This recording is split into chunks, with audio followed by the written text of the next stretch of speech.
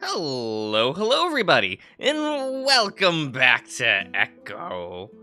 We played most of the prologue, mostly just the Sunday and Monday.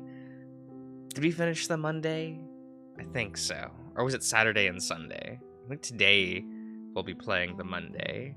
It's sometimes hard to remember. The prologue is always a little longer than I always remember it being.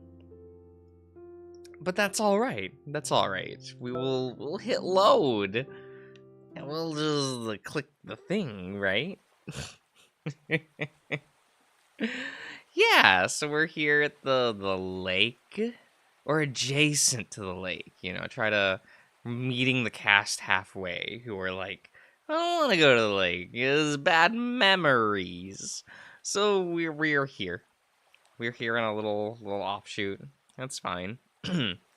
Yeehaw River. Well, that's very good. I hope that's what that says. It is what it is. Feeds Lake Emma from the north. It's a farther drive than the lake itself, but it does have a few nice clearings along its edge. One of them has a few benches and a rusted to hell public grill that I'm sure no one has used in decades. This is the place that we go. As we're unloading Leo's van, I decide to get the B-roll of the lake right away. It won't have much of a presence in the packet, so I think I'm just gonna narrate over it later. The actual lake is only a few minutes walk from here. It's a bit difficult navigating around the sagebrush, and I know I'm gonna have to check for ticks later. There it is, first mention of ticks. I don't know if Leo's route mentions it a lot. It's like, it gets mentioned in Jenna's route, I think in Flynn's route. It comes up a weird amount in the,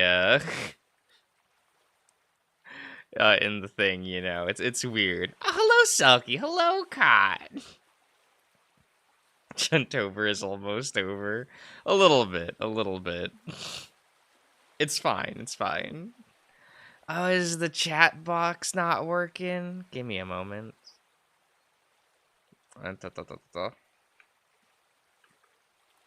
Let's see if I can fix this.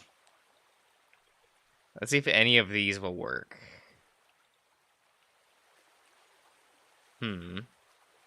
That works. The text looks small there. Let me see if I can... That's probably fine. Yeah. Okay. Okay, that's probably good. That was probably alright. Oh, excuse me. Yeah, we got some ticks to deal with. That's fine. By the time I reach the lake, my friends are pretty far behind me, hidden behind a few bends and hills. So we can, relieve ourselves if we need to, and don't want anyone to see. I'm getting comfortable with the idea of me holding this camera while I navigate this terrain. It probably would have been better if Leo had just parked the car next to the reservoir while I got out to film, but I guess even that still wasn't okay. There's a large square of paved ground next to the parking lot now, several benches, and a row of new grills. Several lamps have been erected, around the area too. Leo was right about the town trying to turn the reservoir into the recreational spot. I can actually see a few jet boats, skimming through the water, leaving along trails of white behind them. There's even what looks like a feline of some sort fishing in the shallows. It would explain why the motel is still in business. Like Emma is fairly small, only about 12 miles long and 5 wide. I look around before climbing to the top of a nearby hill and get my shots, not shorts. Well, sometimes you lose your shorts, right? It's no problem. To get my shots. Even with a few people there, it's still pretty quiet, aside from the train horns, and it's still kind of eerie. I wrap up and start to quickly make my way back. It's hard to explain why I'm getting freaked out in broad daylight with people around. Either it's because of what happened all those years ago, or I'm just psyching myself out. I'm glad to hear my friend's voice again, so I get closer. Then again, it sounds like they're fighting. Been acting like a dick all day. Be glad I came here at all. Apparently, it would have been better if you hadn't. Maybe I should just fucking leave then. It sounds a lot more serious than our usual squabbles, so I quicken my pace. Or you can slow your pace for a dramatic entrance chase. You know? It'll be cool. It'll be cool. They seem to quiet down a bit once they see me coming. TJ's off to the side, looking out over the river, occasionally throwing a rock into it. Carl sits on a lawn chair, one of 6 that have been set out in a semicircle. He has his chin on a fist as he lazily stares at me. Jenna and Leo both stand next to each other, looking at Flynn, who's got his back turned, rummaging through the cooler. Hey, what's wrong? Leo sighs. Nothing. You get your film? Yeah, got it. The silence is still awkward, and I have no idea what the hell to do with myself. I finally realize that I'm still holding the camera and decide to put that away. Hey, I'm gonna go for a quick swim. Haven't been in the water for a while. When we first got here, I was completely disappointed to find that the motel didn't have its own swimming pool. Wouldn't you know that, Chase? Wouldn't you know that? Do you think they would have built one in the past 3 years? Like, come on, man. Being an otter, I usually like to swim at least once a day, if not more. It's been 3 days, and I'm feeling antsy as hell for it. Flynn finally turns around, a beer in his hand, as he cracks it open. It was true that he'd been acting a bit strange today. He'd held that entire trip up for a few hours, and when he'd finally shown up, his eyes were blurry, and he seemed sluggish, like he'd been up all night. When we'd asked if he was all right, he brushed us off. Yeah, thanks for helping set up, Chase. You're about as useful as this fat ass here. He swings his paw holding the beard, Carl. Flynn. So enjoy that swim while I set everything out. Yeah, I will. Make my soda a diet while you're at it. Okay, Junter. He thinks he's so cool. I've had it with Flynn. He soured the trip with his need to be an asshole. Go fuck yourself. I ignore him as I strip off my shirt and head to the riverbank. I pat TJ on the shoulder as I pass him before slipping into the water. We're currently in the middle of a drought that has lasted the past 3 years, so the water is low, only about 10 feet at its deepest. It's enough, though, and God, it feels good. It's spring, so the water is pretty cold. I swim back and forth a few times before finally diving in. Is that really 10 feet?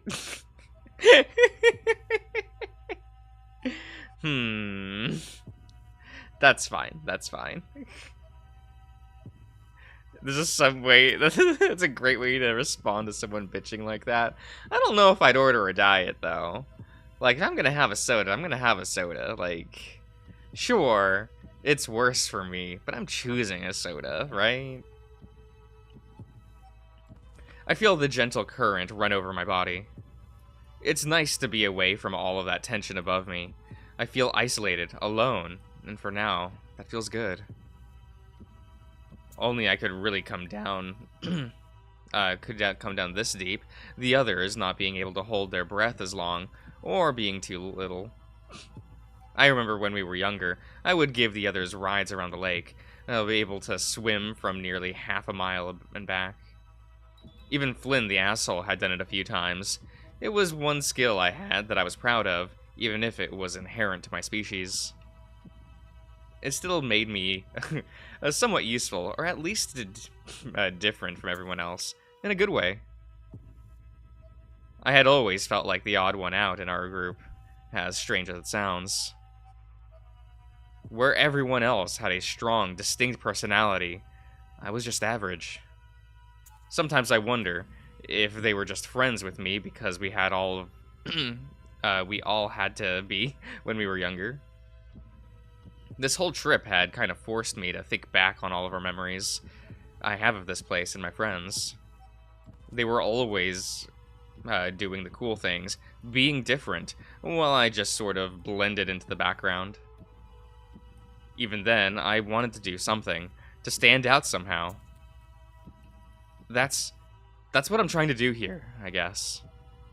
It's been about 7 minutes, and I only know that because that it's about as long as I can hold my breath.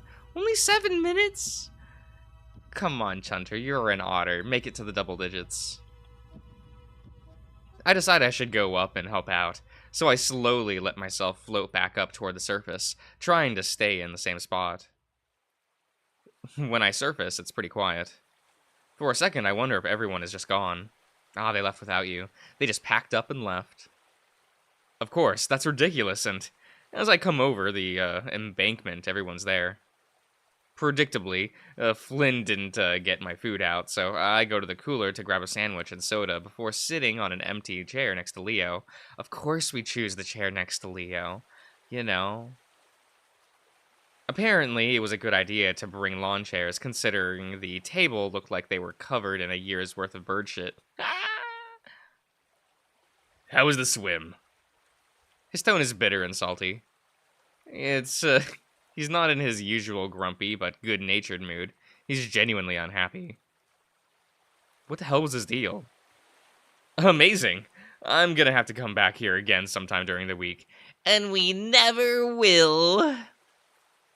You'd almost think TJ would have done it, right? Been like, hey, you should go swimming. This is good for you, or Jenna.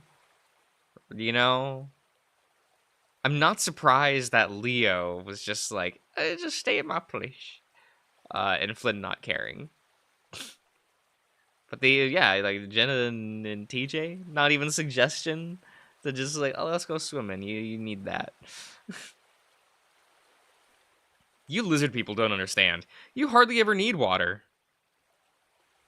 It always scares the hell out of me when you're down there that long. I'm built for it. I'm built different.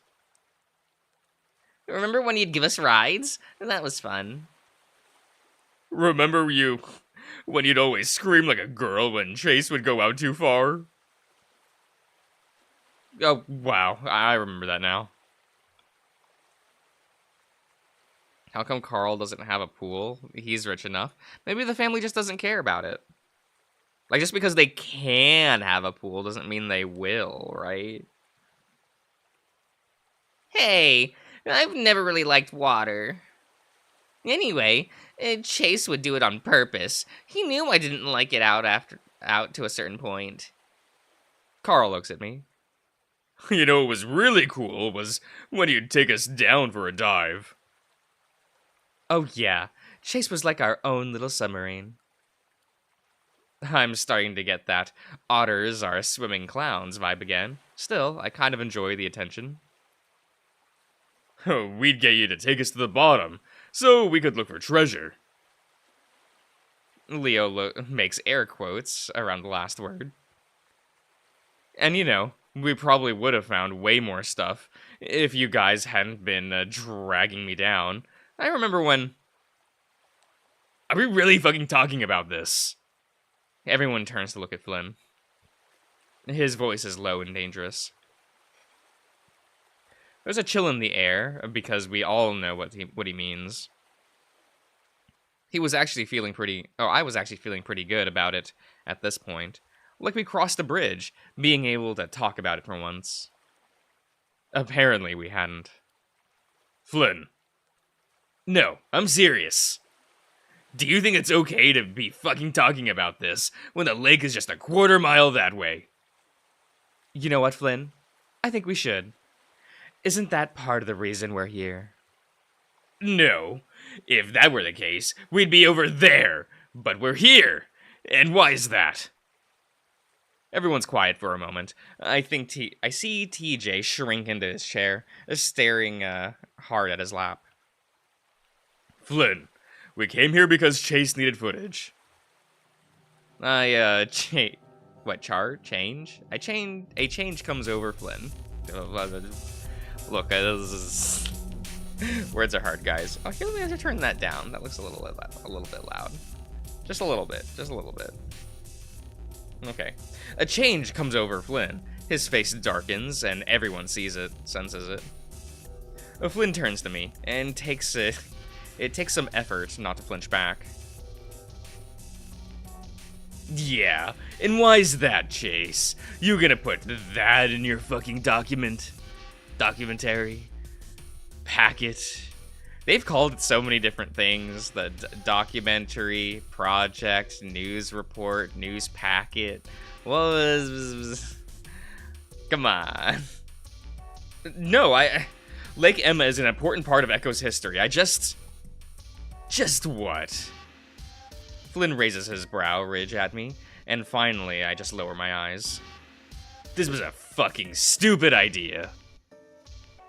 You know what, Flynn? If you'd be a little more open, tell us what's on your mind, we'd be able to avoid a lot of this kind of stuff. Oh, you want to know what's on my mind? Flynn swivels and marches up to Carl. Alright, let's start with you. You're fat, lazy, no motivation, no future. What the hell are you planning on doing with your life? Sit here, waste away in Echo, mooching off your parents until you die. Carl stares back at Flynn impassively, though he hunches in on himself a bit further. Flynn, don't do this right now. And you, thinking you're better than everyone else. I can tell. You think everyone in Echo is trash. Just because me and the others haven't left, you think we're lower than you. Just because we don't have an education, we're a bunch of retards. Yeah, well, you left your whole fucking family behind without saying goodbye. You know what's even going on with them right now? What they're dealing with?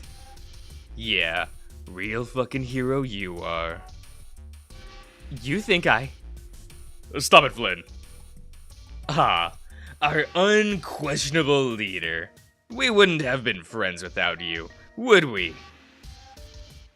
That's why you brought us here, right? So we could all bond. Or, wait, was it just because you wanted to get into Chase's pants? Leo's ears fall flat. Well, you know, there's always hope, right? Probably. You've been a mess ever since he left, so let me be the one to tell you. It's over. It's fucking unhealthy. You're obsessed with him. Slowly, his head turns to me, and I brace myself.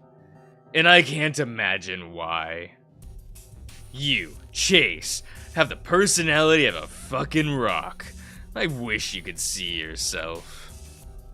You just sit there like a creep, watching everyone, weighing everything that we say. And don't think I haven't caught the way you stare at us all. Stare all of us. Like we're all objects to be collected. What? Are you just planning to cycle through all of us for sex? Sure seems like it. Flynn stops, then exhales. It seems like it's over. I really hope it is. And that proves futile, though, as Flynn turns slowly on TJ. Ah, what a good CG. What a good one. I had silently prayed that the Lynx would have made a run for it while Flynn had all his attention focused on us. But TJ looks apathetic. Like a statue, he's, like there's no soul in him. Flynn pauses, though, as if he's at a loss for what to say. Finally. What happened, TJ? Quick dye job to his quills in between shots. Look, it's fine. It's fine. Flynn. Leo stands up, and from his posture, I can tell the wolf is ready to fight. Memories are starting to flow back. TJ, Flynn. Flynn thinking he'd done something to... I stand up as well. Flynn may sound like a hard ass, but physically, Leo had him beat, easily. Flynn can obviously tell that he might have a fight on his hands, though, and it's clear he doesn't want that. He drops his shoulders, seeming to shrink, as if invisible strings had been holding him up or were cut. He turns to us, then gestures at TJ. I just want the truth. Can we just put a stop to this today, right now? I don't think you know how much of a nightmare this has been for me, not really knowing. TJ. TJ stares up at Flynn, a muzzle set grimly. What happened to Sydney? It's dead quiet. TJ stares at his lap, not moving. Come on, let's... Flynn holds up a hand toward me, still staring at TJ. Slowly, TJ looks up, his face still stoic, is still made of stone. I already told you what happened. Bullshit! Flynn steps forward, but Leo's there to grab the back of Flynn's shirt and swing him around. Okay. I dodge out of the way as Flynn is flung back to land on his ass, kicking up a big cloud of dust. Shit! Flynn, I swear to God, if you start a fight here, I'll drop your stupid ass! Everyone except TJ is standing now, staring at Flynn. Everyone? Even Carl? I see. Flynn sits there, glaring up at Leo, obviously weighing his chances. And he seems to come up short, though, as he spits to the side and stands up, brushing off his pants as he turns away. You're all okay with not knowing? Fuck all of you! He turns back around, hands in his pockets, a bitter look on his face. This whole thing was stupid, Leo. We're not even friends anymore. Flynn scoffs the ground before turning and walking toward the trail that goes back to Echo. God damn it, Flynn! Fuck off! Flynn keeps walking, and it's pretty clear that he isn't coming back. I raise a paw and rub it over my eyes. What was he doing? He's a passionate guy that will sometimes just explode with all of his insecurities before running away and hiding for a few days. He's skewered us all like that before. That was classic Flynn. But he was especially mean, dark. And the part with TJ, I vaguely remember Flynn having some sort of suspicion, but that had been a long time ago. Had he been sitting on that this whole time? I look to the left and see that TJ's gone. Oh, thank God. We never have to see him again. Carl's still sitting down, but now it looks like he's pulling out a joint. Leo's walking off down another trail, cursing while Jenna follows him. I stand there next to my chair, undecided.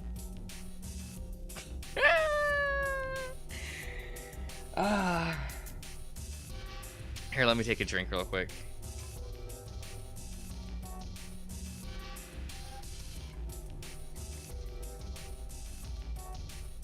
Huh.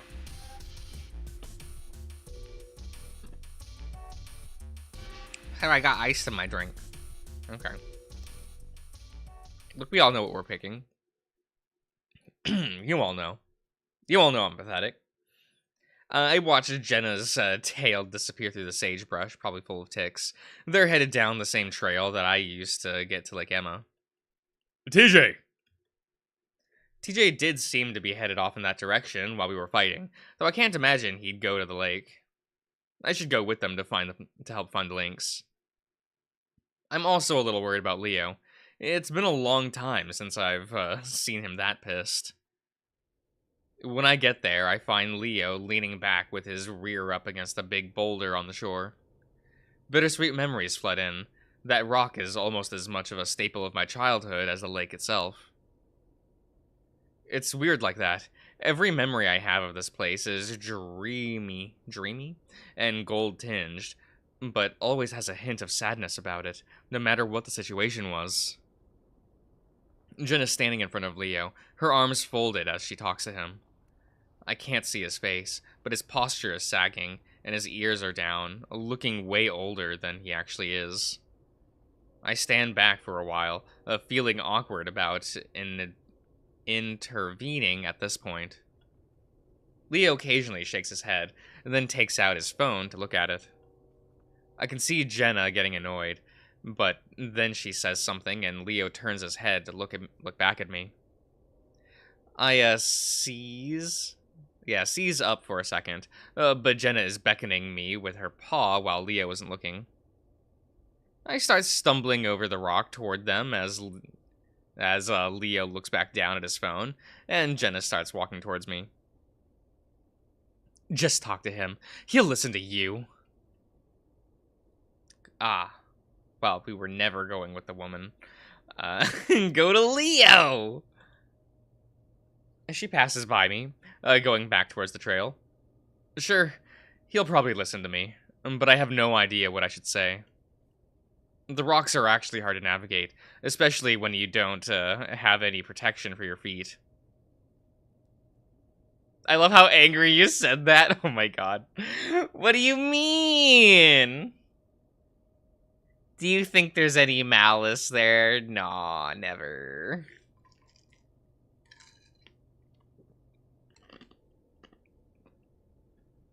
Munching on some ice.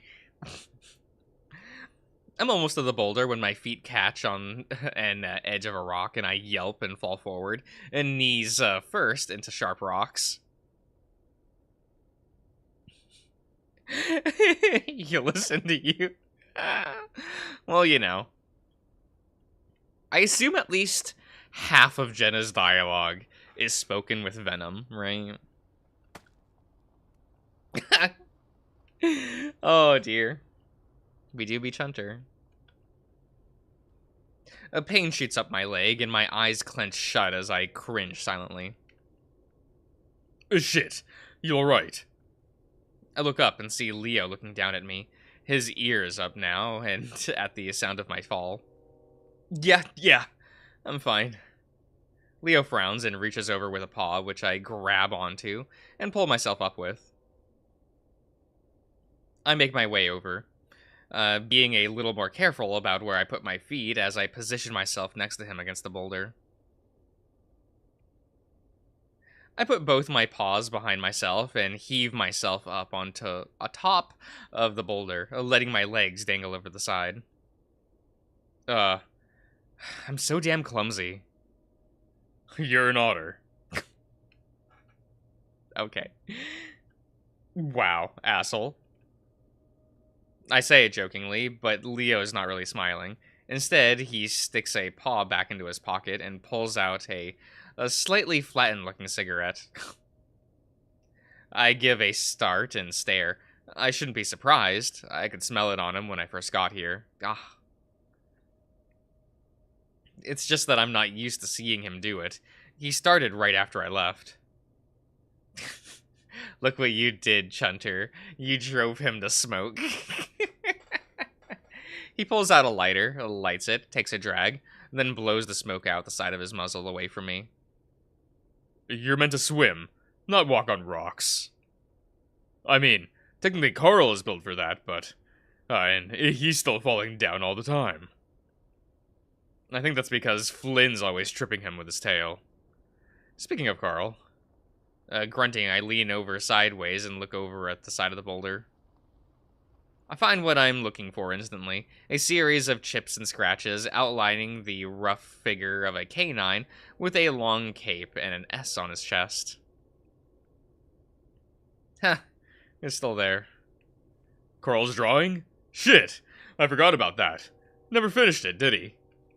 Nah, but it's pretty good. Remember how a super wolf was like the only thing he talked about that summer? Huh, yeah. And the movie wasn't even good. He loved it, though. Yeah. And I guess that's all that really mattered. Leo grimaces and reaches over to my knee. I wince and look down as he puts his thumb and index around a cut that I hadn't really noticed until now. Blood is oozing through the fur and leaking down my shin. We'll need to clean that out. I shrug. It's not a big deal. Nah. We'll stop at the convenience store and get some peroxide. There's some nasty shit around this lake. It's fine, seriously. Just to be safe. I smirk. Safe? Like this? I reach up and grab the cigarette dangling from his lips. He's quick, though, and whips his head away before taking it out of his muzzle. Hey! Don't hey me! Why the fuck are you smoking? His ears fall flat again, and he glares. Why the fuck do you care? He spits that out with so much venom that I lean away from him, eyes wide. He's never talked to me like that before, and I was joking, too. What? Leo quickly looks away and doesn't say anything. I stare at his face for a while, watching his eyes flick around, and he just shakes his head. Are you still mad at me? We talked. Course I'm still mad, Chase. Talking doesn't just fix 3 years. Oh, here, let me turn back up the music. All the progress I thought we made on Saturday was an illusion. Leo's just as upset as he's always been about what happened. I mean, that's almost reasonable of him to be, though. Like, but actually, though, Chase. Come on. I don't know what you want me to say. What do you want me to say, Leo? That I was wrong to leave? That I should have stayed here? Not leaving me in the dark would have been a good start. Yeah, I fucked that up. But it happened. And I can't fix that. What do you want me to do now? Leo stretches his arms out to either side in one giant shrug. I don't know. This is already familiar. 1,000 past fights flashed through my mind. Did we ever agree on anything? I slide off the boulder and Leo snaps his muzzle toward me, probably thinking I'm gonna leave. Instead, I lean a paw against the rock as I turn to glare at him. It feels better glaring at someone standing up rather than sitting down. Oh, I know exactly what you want. Oh, do you? You just want me to drop everything and come back here, back to Echo. When did I ever ask you to drop anything? I just want to know if you're coming back.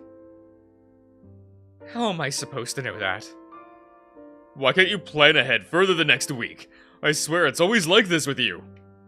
I let out an exasperated laugh. I'm 21. I don't fucking know anything about anything.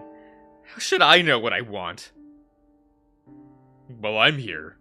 Don't you want to come back and live with me? We always planned for it. His voice softens and I pause, thinking about it right now. It is something I wanted. It's just... Is Echo so bad that its negatives outweigh my benefits? I mean... I gesture at the lake in the distance, looking as shitty and rusted as ever. Then to the lake, looking as shitty and murky as ever. Then to the desert around us, looking as shitty and dry as ever. I let the scenery speak for itself. So yeah. Leo rolls his eyes. Pachika Otter, I'm starting to think you just want an excuse not to be around me. I'm starting to think that what Flynn said was true. He looks straight at me, eyes narrowing over his muzzle, his nostrils flaring.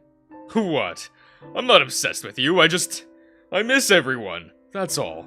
Is that wrong? I go quiet for a while and turn to look back over the lake, squinting at the bright reflective flashes of light. It can be.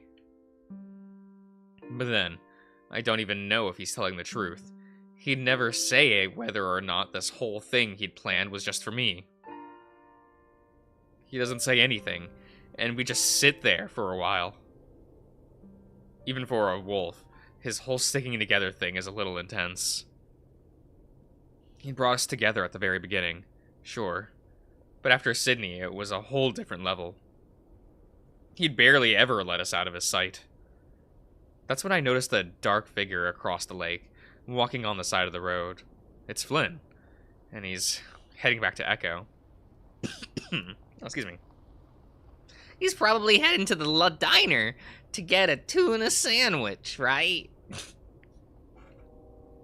I can see that Leo spots him too, his ears and eyes following him, but he doesn't say anything. Finally, I speak up. So, is what he said about me true? No. He says, lying through his teeth. I could believe at some point it was yeah, let's get everyone together. And then at some point it became, okay, but I want to fuck the otter, though. He says it quietly, but the answer's instant. Really? Leo takes another drag of the cigarette. Weirdly enough, I actually kind of like the smell of the smoke. It's not terrible. It really isn't terrible. I think his problem with you is that you don't act like you used to as a kid, or a teenager. He told me before. I mean, you used to be a snarky motherfucker, and even more than you are now. My stomach sinks. Cigarette smoke is awful. Next you're gonna tell me the smell of gasoline is bad. Yeah? Yeah. You grew up, mellowed out. Again, my sides twist, and I don't trust myself to speak right now. Leo gets the wrong idea and smiles, putting his arm around me and pulling me up to his side. What he said about everyone was total bullshit, especially Jenna. His whole family mantra did have its limits. The fact that Leo is so defensive of Jenna's decision to leave her family shows what a piece of shit they really are. I'm just glad that he's changed the subject, though.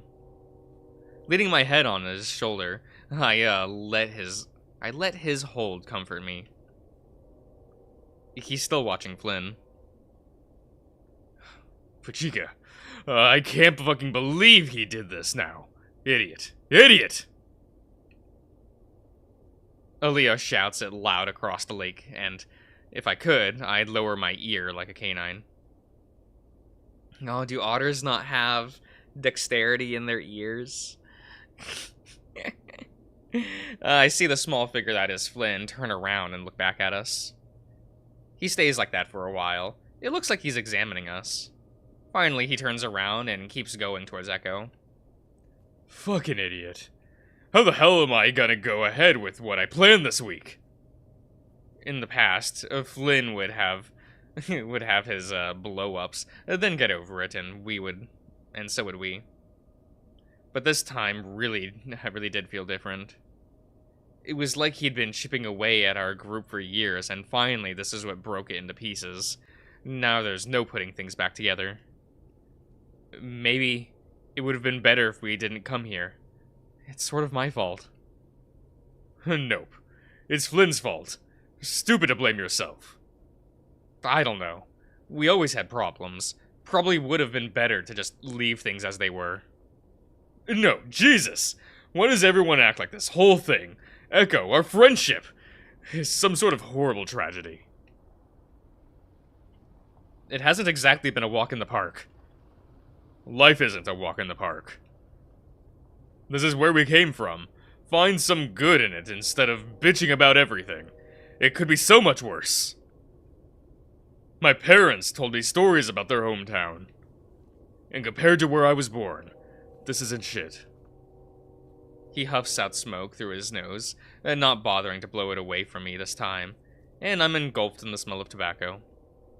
I mean, not to be an asshole, but you gringos have it easy.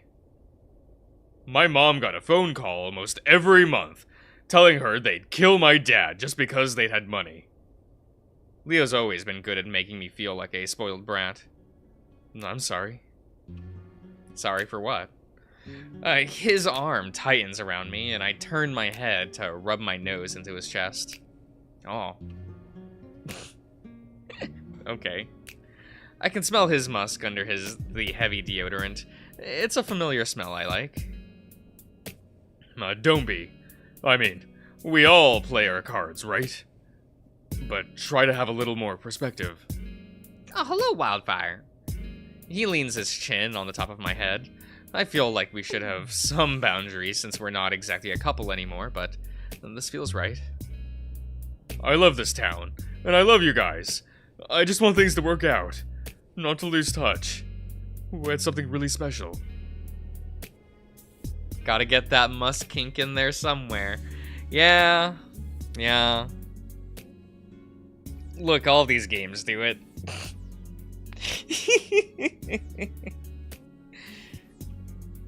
Is it ever as bad as Remember the Flowers or Minotaur Hotel?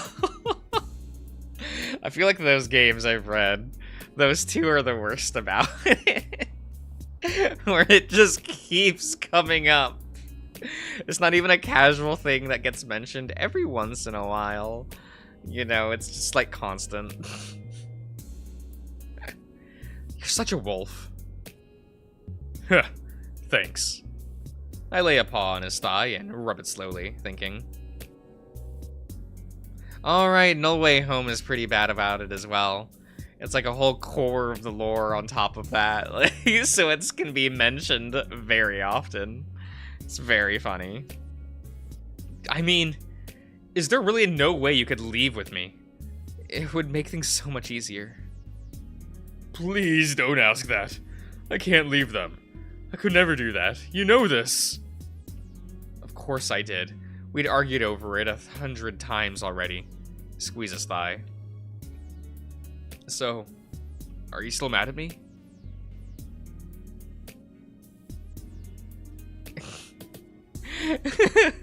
Had the poetic sea breeze or whatever it was. It was... Yeah, they tried to dress it up as much as they could, but it was still a musk fetish at the end of the day. I listened to Leo breathing deeply, my head rising with his chest. No, Otter, I'm not mad.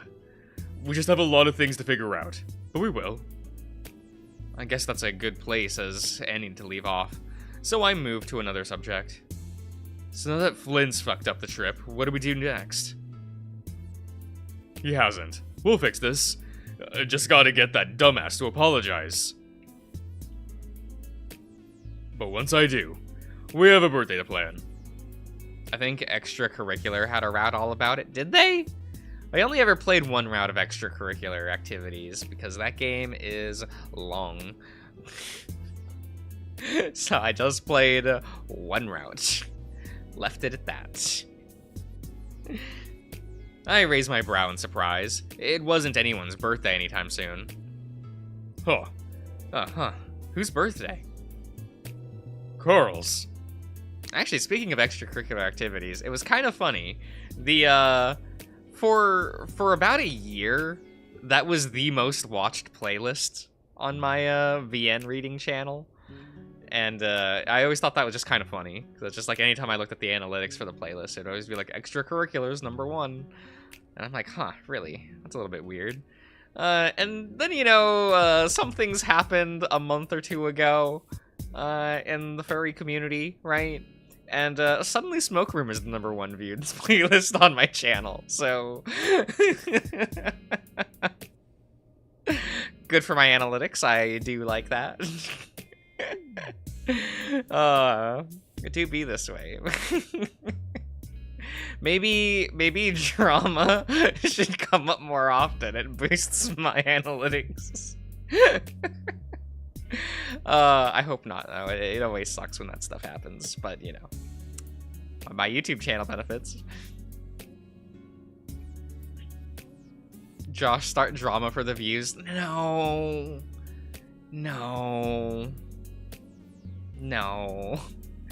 Carl, his birthday wasn't until the end of April, literally a month away. It's early, really early. I know.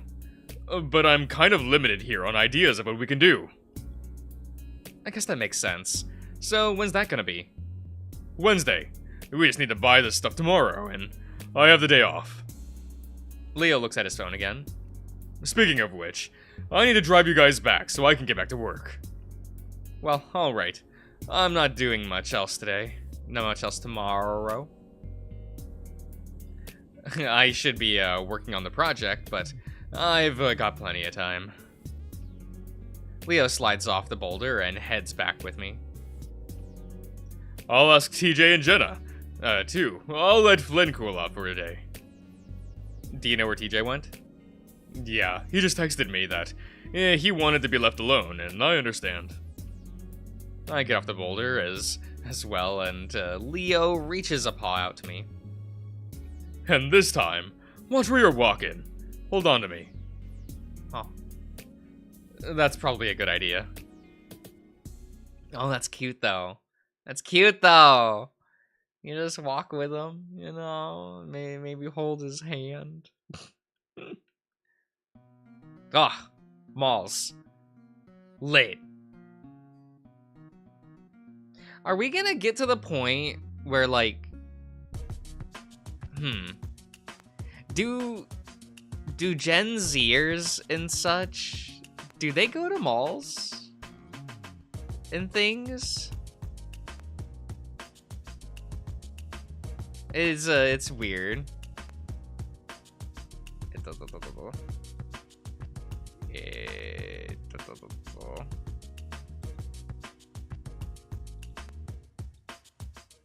We'll just do that. Okay.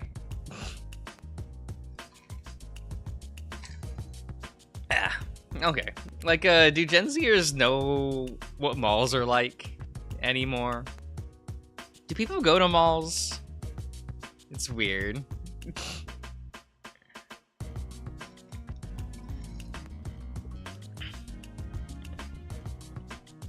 Once or twice a year, depending on the family they're in. Oh, okay. Weird. It's kind of weird to think that just like a decade or two ago, oh god, like 3 decades ago, like malls were like the big shit culturally for like going out on, like instead of going out on the town, you would just go to the mall, right? Because everything was in the mall. They would have arcade, movie theater, shopping, food court, one stop fits all, right? And now it's like, oh god, they're gone. There's only like 2 malls that I get to go to anymore, and there's like nothing really in them anymore. I'm like, no, I don't want these to go away. I like the one-stop gimmick, right? Like, I like being able to go buy some things that I need, eat at the food court. The mall that I get to go to is now like doesn't have an arcade anymore, which fucking sucks. But there is a movie theater next to it, like across. It's not in the same building, but it's like on one end of the parking lot is the mall, and on the other end of the parking lot is the movie theater. So like it is really convenient. Just like park and you're in between those two, and you can like walk back and forth. It's nice. It's nice. Are there just ghost malls out there in America now? They'll usually be demolished and like paved over, maybe put apartment buildings there, maybe turn it into just a bigger parking lot. change it into a different kind of shopping center. Like, an office park or whatever. Is that term still used anymore? I don't even know. I don't even know. Though there are malls that just sit there to die. Like, there was a mall I went to once where, the bottom, like, it was a multi-floor mall, right? Like how, yeah, it was like a 4-floor mall. But the bottom floor was a parking lot. So just like, oh, you go parking lot, you know, go up elevator or walk up thing. Hello, Mark. Hi. Oh yeah, I'm doing good. I'm doing good. Hope you're doing all right. And I was just like, that's where my GPS took me, right? When I was meeting up with people in that town. I was like, okay, in this mall. And when I got up the elevator, yeah, so it's like, we went to the elevator, went up 1 floor, right? I didn't know that I had to go up to floor number 3, actually. The exit onto, like, the main road to get into the town. Like, it was like a small mall inside of a town, right? Not like there's a, how am I gonna explain this? Rather than like a mall like this, where there's a parking lot all around the mall, it was you exit the front door of the mall, and you're on like a downtown area, right? It's a little different from like most malls people think of. But this was like a 3-floor mall that was like mostly underground, which is kind of neat, kind of cool. But yeah, I went up 1 floor, exit off the bottom floor where like the mall shopping area was, and every stall was empty. Like all of them. There was a food court kiosk area, nothing was open. Like, the food court area just empty. All the kiosks were empty, and I was like, oh, and there was no exit, right? So I had to go up I'll just go up the next flight of stairs. All the stores there also empty. All the stores are empty. And I'm like, can I leave? Am I stuck? There was also, like, no one around. It, like, took until I reached the 3rd floor that would exit onto the street that there was 1 store open that was, like, a clothing store near the exit. And there was a couple people up there on that floor, either, like, sitting on a bench or, like, walking into that one store or exiting like I was going to. But it was very surreal to, like, go to a basically a parking garage, go up 1 floor into what looked like an empty, abandoned mall that I had to walk up a few flights of stairs before I even, like, saw anyone. It was it was kind of creepy, I'm not gonna lie. It was the only time, I think, that I was like, am I getting pranked? Am I in Silent Hill? What's happening here? What is something wrong? Is space folding in on itself? What is... Because it's just weird that all the lights were on. And just... Because, you know, there's not even, like, storefronts or anything. It's just... Where there would be stores are just empty. No displays, no, like, no logos above the storefront. It's just fully empty. Like, the shutter closed. And it was like that on, like, 2 floors of this mall I was walking around. Shit was crazy. Horror movie, 1 man, 1 mall. Yeah, but it was weird. Yeah. There's my story for the stream, I guess. Peyton Mall is tiny compared to the one in Pueblo, where I go to school. It's only got 1 floor and maybe 20 stores. Still, it wasn't a good place. It wasn't a bad place to hang out back when we were in high school. Mostly because it had a movie theater. So, where do you guys want to go first? First, we only need to go to 1. Yeah, sure. I mean, maybe we should, we should help him branch out.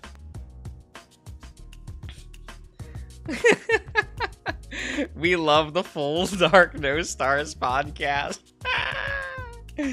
Oh, it's very good. It's very good. He knows what he likes. It's fine. Well, alright. Lasers it is. I love going into a Spencer's. Oh, fuck. I haven't gone into a mall in months. Oh, damn. I need to... Thinking about it, I'm like, oh, I used to go with a friend, like, even in the last couple years, whenever we would go watch a pretentious art film, because the theater across from that mall would usually have them. We would usually go to the mall for, like, an hour just to walk around, but we've been pretty bad about going to the theater early, so we usually just go straight to the theater, watch movie, and then skip town. I should try to do that again. Actually go into the mall. So it doesn't completely close, you know? It's one of those kind of stores where it looks like a radioactive clown jizzed on everything. I feel like this should have been a narration and not spoken by Chunter. Huh, well, there is a lot of porn here. Think Carl likes that. I'm not sure what Carl's into when it comes to that. I think he likes paws, mostly. Why don't I just box up my foot and put a bow on it then? Porn? Really? Let's just stick to comic books. So there are comic books for porn, TJ. There's a lot. You know, there's a bunch of good ones. Kind of like it. Big fan of the Takamoto ones, like Sign Up and Heat Up. Pretty good. Pretty like it. It's very good. We both look at them. Everything okay, Teach? Hello, Ivan. Sometimes having the physical stuff is neat. Like, for collecting mostly. Like, just to have it. Like, obviously I'm going to just pull it up on my computer. Like, obviously. But it is what it is. And TJ's been in a mood ever since he woke up this morning. I thought the word was connoisseur. I hope that's what that word is. It is what it is. He didn't talk the whole drive here, instead just browsing through stuff on his phone. He's probably looking at porn, angrily. He's just salty that he isn't roasting on a trail right now. No, this is fine. I'm fine, guys. TJ smiles to show us how fine he is. Yeah, sure. Well, Leo's driving us halfway after this, so you're still going to get yourself barbecue. You don't have to go if you don't want to. I don't know if it would be very fun if you were upset the whole time. At this point, Leo turns to me, smiling. You going with him? In this fur? On these legs? This is one of my favorite Chunter lines. Just...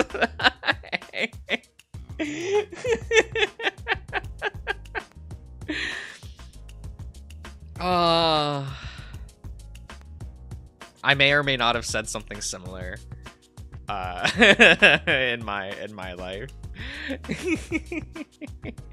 It do be this way. Hello, Juju Bear. I lift a foot for him. Oh no, don't show them your feet, Chunter. No! It's what Leo would want. You can't give it to him. Make him pay first.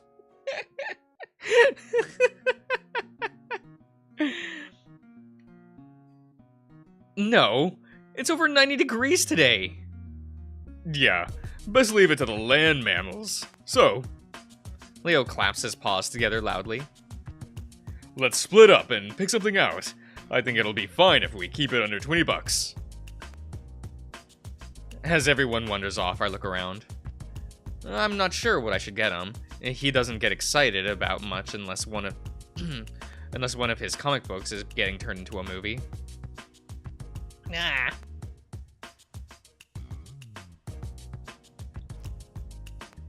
Jenna's already looking at the comic book section, so I decide to try my luck there. Find anything? Not yet. I'm debating whether or not to get him a manga. Yeah? I don't think I've ever seen him reading one of those. Yeah. He thinks anything that isn't from the West is inferior to his precious comics. I look over this section, most of which happens to be manga. This live stream got recommended. Oh, lit! I've heard much about this visual novel. Yeah, this is one of my favorite visual novels. I try to do a yearly reading of it, just you know, cause I like it. Oh, hello, sleepy cat. The eyes are kind of weird. Not all of them. Besides, it's the stories I like. It's not all superheroes and powers, you know. I guess. Though I think every anime I've seen deals with some kind of demon trapped in some kid. Hey, that's pop shonen crap. You have to look for good stuff. Well, I guess that's true with everything, right?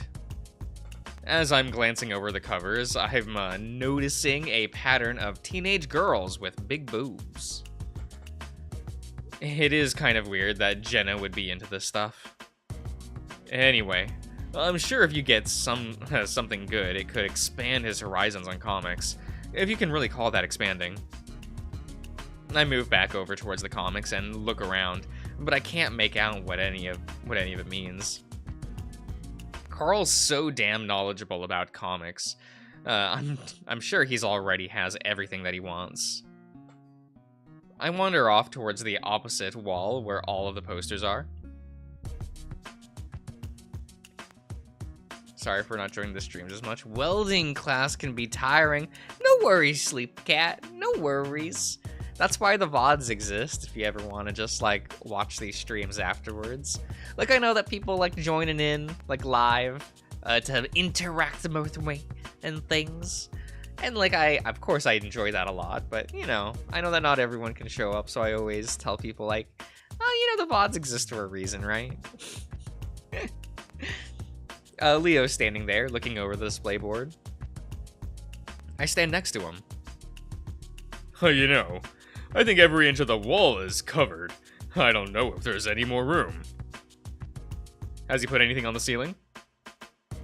I don't think so. Then there's room. Well, alright.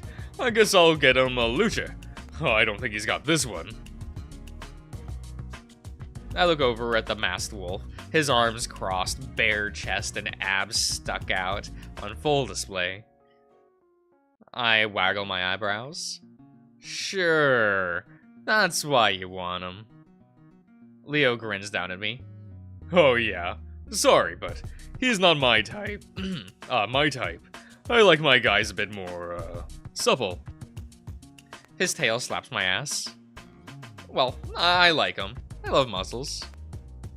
Leo squares his shoulders and flexes. His biceps bulge to nearly the size of my head. Like these. I feign indifference, shrugging. Meh. I'm more into the cut look, like Lucha. Leo frowns, but I take that moment to slap him in the butt with my tail.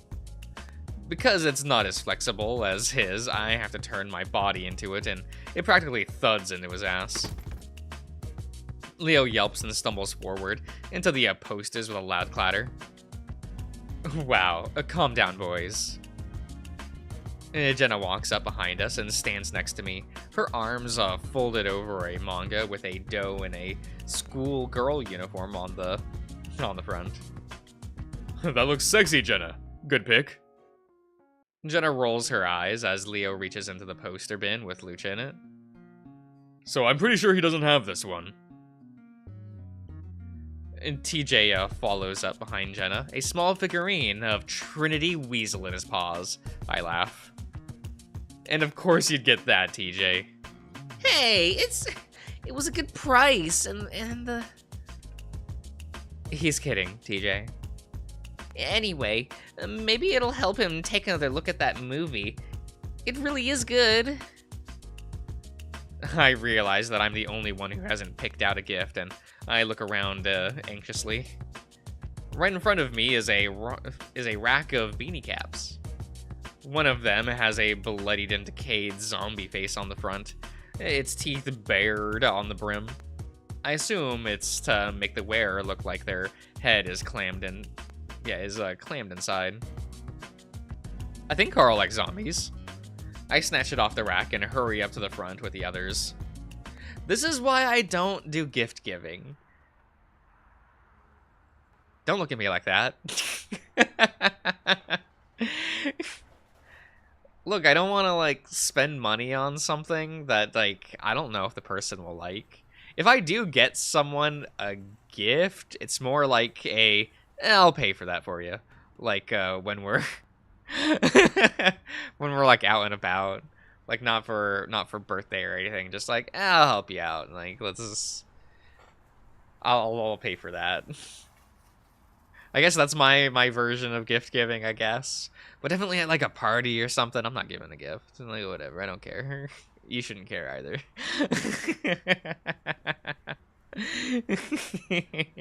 I just ask what they want now. Well, also fair.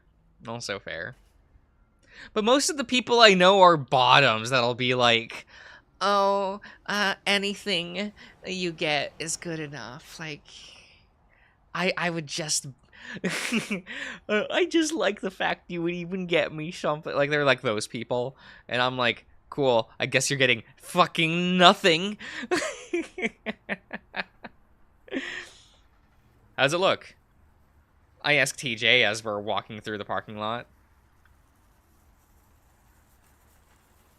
Gift giving with extended family usually feels like an obligation. I see.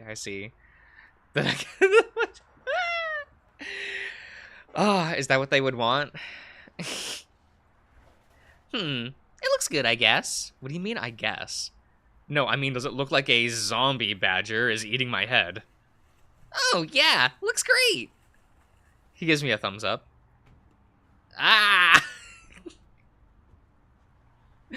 Okay, sure. I pull it down over my face slowly. How do you think we'd all do in a zombie attack? Carl and TJ will be the first to go. It is what it is.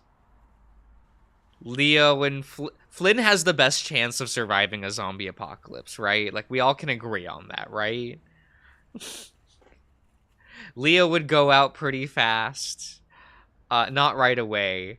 But, you know, it is what it is. We'd probably be left with Jenna and Flynn, wouldn't we? Very tragic, very tragic. I lift the hat back over my forehead. I'm in that zombie horde day 3. Yeah. Like, who would die first? My eyes fall involuntarily onto TJ. Me? Why would you think that? Because someone would be knocking at the door and you'd be like, I mean, it's polite not to answer, right?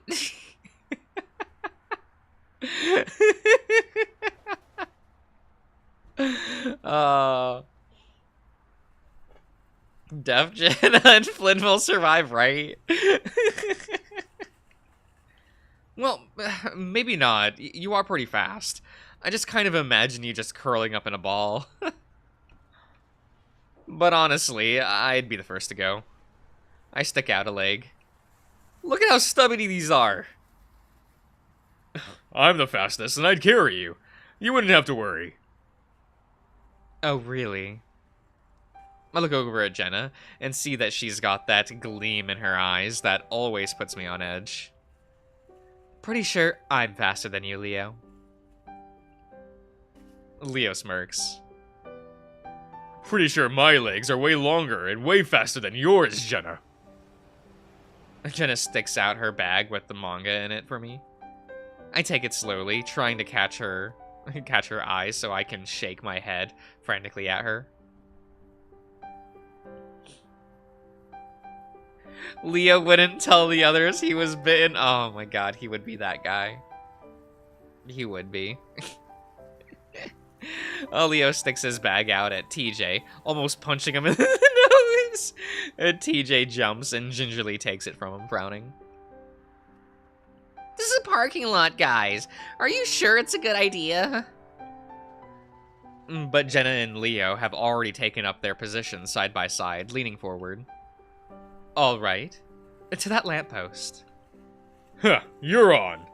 Count us off, Chase.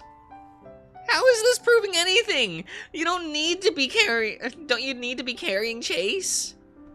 All right, ready, set, go.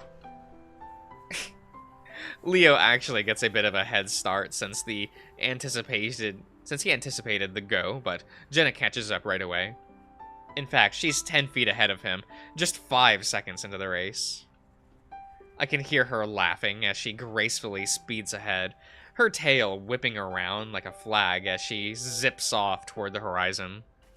Leo realizes he's going to lose, is frantically flailing his arms around, his ears and head down as he charges forward.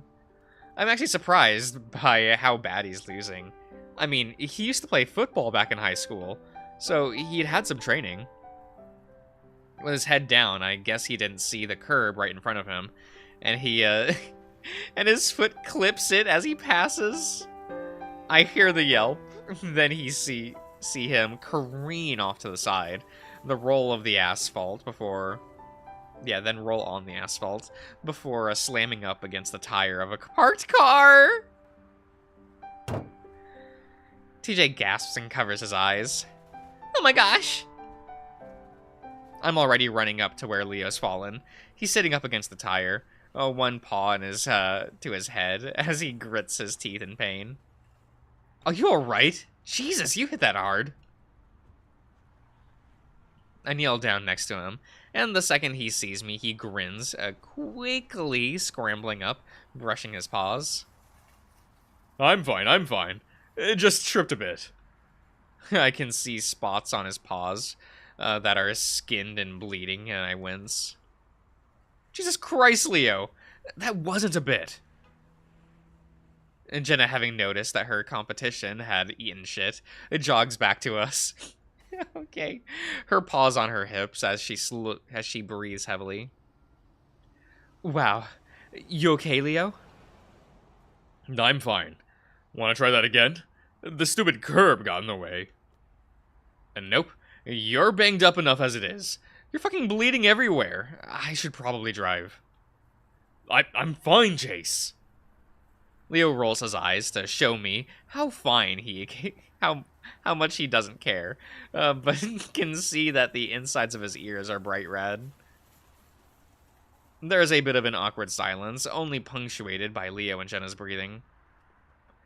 Finally, Jenna walks up next to me and puts her paw around my shoulders. Well, now you know who you're more likely to survive with in a zombie apocalypse, Chase. Remember it. She leans her head against my shoulder, and I cringe as I see Leo's smile turn icy. Leo! It's fine. Leo, I would still choose you. It is fine above everyone else here. Because you're hot. Alright, cool. Let's get going. I wiggle out from under her arm. You guys need to get to your hike. The drive back is only a little awkward. To her credit, Jenna does try to apologize to Leo, but he just waves it off like it isn't a big deal. I can tell by how he's overdoing the cheerfulness that that's not the case. We drop Jenna and TJ off halfway up the trail, which happens to be right next to the highway. Once we're alone in the car, Leo starts messing with the CD player. You might remember this. I do like this track. It's fine. It's fine. As the music fills the car, I'm immediately transported back to my high school days. Jesus, is this, carpet stains? Yup. Leo's, grinning at me, occasionally glancing towards the road. This was a band we listened to together in my junior and senior year. You still into this stuff? What do you think, guys? When you think back to the edgy music you listened to as a teenager, do you think nostalgically back at it, or do you go, wow, that's terrible?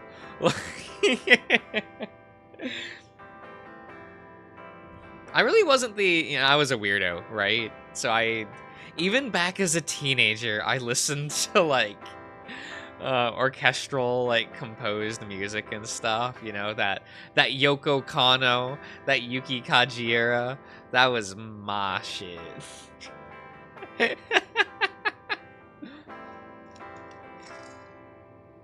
Even as a teenager, because I'm a pretentious loser. Is what it is what it is. It's terrible. Sure, it's got that nostalgic factor, but it really is embarrassing to listen to now. I used to think it was so deep, so emotional. Now the guy's whiny voice just annoys me. Nah, it's pretty terrible. I know, right? Can't believe we listened to it so much. It's like a mixture of both for me. I get that. It's like, it's like really cringy, but like, the memories of being so happy listening to it. It is what it is, right?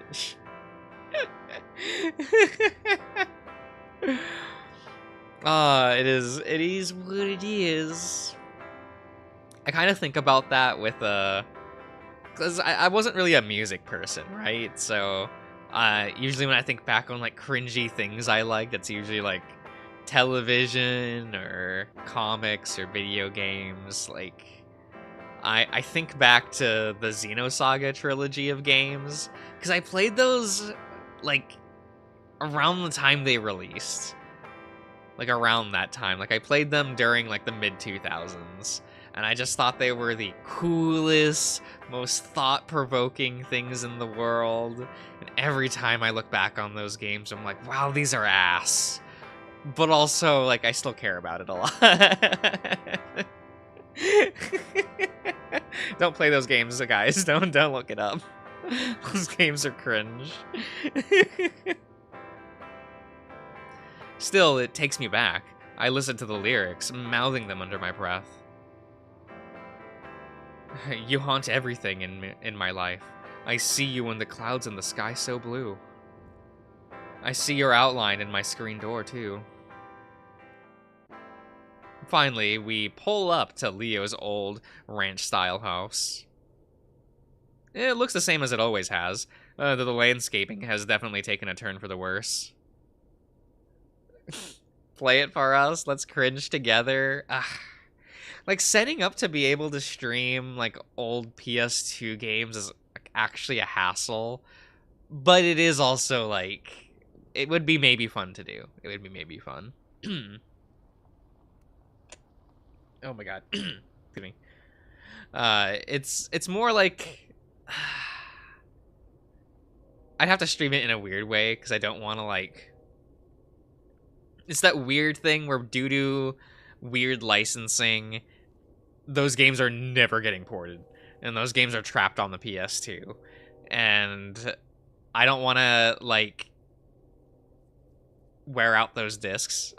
I'm always, like, scared that I'll, like, that the discs will just die, so I'll have to, like, finagle some things. No worries.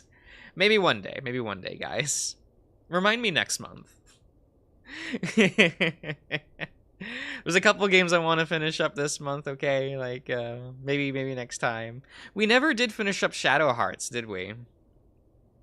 Maybe we'll have to continue that at some point. If y'all are interested, of course. I have like the 1 3 to 4 hour stream I did of the first Shadow Hearts game. You all can look back on that and see if you want to see me continue playing that. That's somewhere on the channel. Leo parks and we both get out. I'm busy staring at the driveway, thinking about all of the times I've walked across it, with a gravelly voice pulls up from my reverie. Hey, who are you? I jump and look to the right, spotting a thin and angry-looking raccoon. He's standing next to some bushes, trimming them up. His yard is a desert landscape, and looks pretty good next to Leo's property, which is nothing but weeds and sagebrush. Are you all thirsty for this raccoon? Is Is this your guys' preference? Who are your number ones, everyone, in this game? Like who would you who would you go feral for? Terrible wording, but that's okay. You know me. He's our green flag boy. He's literally got red in his design, though. Clint, 100%. Respectable, Ivan. Respectable. Love it. Live your truth. Behind the raccoon is an old and rusted-looking trailer home. Thinking back, I'm pretty sure that a really old mouse used to live in here. But this guy's a raccoon, so... And he looks pretty young, too.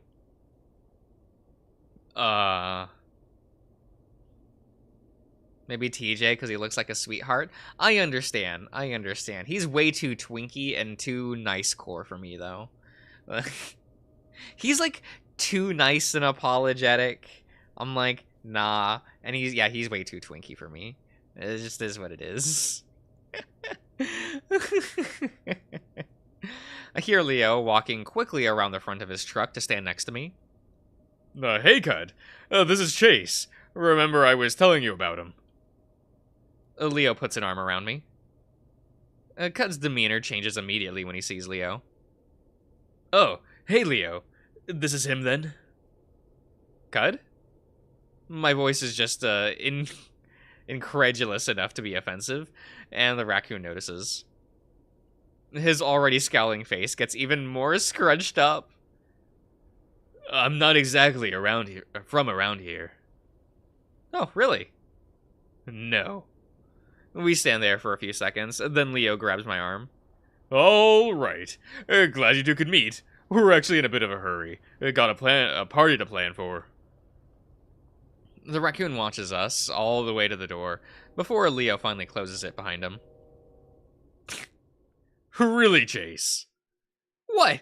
It's a weird name! I sniff, but instead of the scented candles I thought I'd get, I'm instead met with the acrid smell of cigarette smoke. You smoke in the house, Leo? Come on, you have a backyard. Come on, man. It doesn't look the same either. It's all a bit empty compared to when I was last here.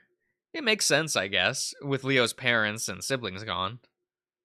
I tell him what a great guy you are for the past 2 years, and that's the first impression of you. And that's his first impression of you. Well, I'm sorry. What happened to that old mouse guy? Charlie? He died a few months after you left. Cud moved in a few years ago. Well, he seemed a little grumpy. He is, but he's a good guy. Been through a lot. Leo sets the bags down on the kitchen table, pulling out the cake and gifts. So why'd he move here? Said he likes the isolation. He works in Peyton. Some things happen in the city, and he wanted to get away. Leo ruffles through the plastic cups and gifts. I forget what country he's originally from. His full name's Kudzu. How old's TJ again? I think he's 20, but he doesn't drink anyway, if that's what you're wondering. I don't know. People change a lot in a few years. Anyway, let's go to my room. I gotta message Carl. Leo's room is small but cozy, a little cluttered but clean enough. I walk over to sit on the bed, looking around at all the posters, most of them related to football or hip-hop moguls? I don't know, man. Words are hard. He's had most of these since high school. Kept the same room, huh? Your parents' room is bigger, isn't it? Yeah, well, I'm used to being in here. Would be kind of weird hanging out in my parents' room anyway. Besides... What? Is it Cud or Kud? What, Kudzu? I've always heard it as Kudzu. I'm saying Cud... Yeah. Yeah, that's what I'm used to. That's what other people tend to say, at least the people that I talk to. If that's wrong, you all can tell me. But it's kind of like how I have heard like 7 different ways to pronounce Mitcha. Mitcha. No idea. I've had like 5 people confidently go, it's pronounced like this, and I just kind of stare and go, sure, yeah, yep, good, He plops down next to me, bouncing me up and down on the bed. What are we gonna do on the bed, Leo? No, I don't really need the space. So what do you do around here? It feels kind of empty.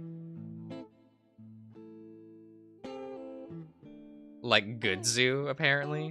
So, yeah, so Kudzu? Or is the K pronounced like a G? Kudzu. Kudzu? Kudzu. Goodzu? Kudzu. Not Kudzu, but Kudzu? Kudzu. Kudzu. Look, I never pronounced names right anyway, so we're still sticking with Kudzu. Have you watched my, Temptations Ballad playthrough on my other channel? Shit, I mispronounced, like, everyone's name. It was amazing. I'm really only in here to sleep. Otherwise, I'm on the computer. You know, porn. He looks at me and grins. I look over and look over at his computer. It's got a nice chair, and I can guess what the box of tissues next to the monitor is for. But that's not what holds my attention. Instead, I see 3 holes punched in through the drywall. Around those are several more, less successful dents in the wall, with some knuckle-shaped features. Holy shit! Leo's ears fall flat, and he lets out an embarrassed laugh. Yeah, that's my fault. I really get into my games. You think he plays League? I stand up and walk towards the wall, examining the damage. Leo stands up too, clearly uncomfortable. I think either way is fine. Apparently his name is based off an invasive vine species. Weird. Playing Animal Crossing? Amazing. Oh, that was a few years ago, though. I don't play that game anymore. He definitely plays League and Call of Duty, 10 out of 10. Damn, Leo. You're fucking crazy. Well, at least Chase knows this, right? I poke a finger through one of the holes, realizing that punching through the drywall with one try wasn't anything to sneeze at. And strong. So you still got that temper of yours. I don't. It was just the one game. He's got his paws on his hips, glaring at me. I mean, what if I was standing here? What would you have done to my face? I put my face in front of one of the holes for effect. What is it? CS:GO? That's Counter-Strike, right? I've heard of that one. I've heard of that game. Never played it. I don't play competitive shooters, guys. I don't play multiplayer games in general. My the list of video games I have played in my life is almost exclusively like bullshit JRPGs and rhythm games. Yo, anyone play IAVT Colorful? It is what it is.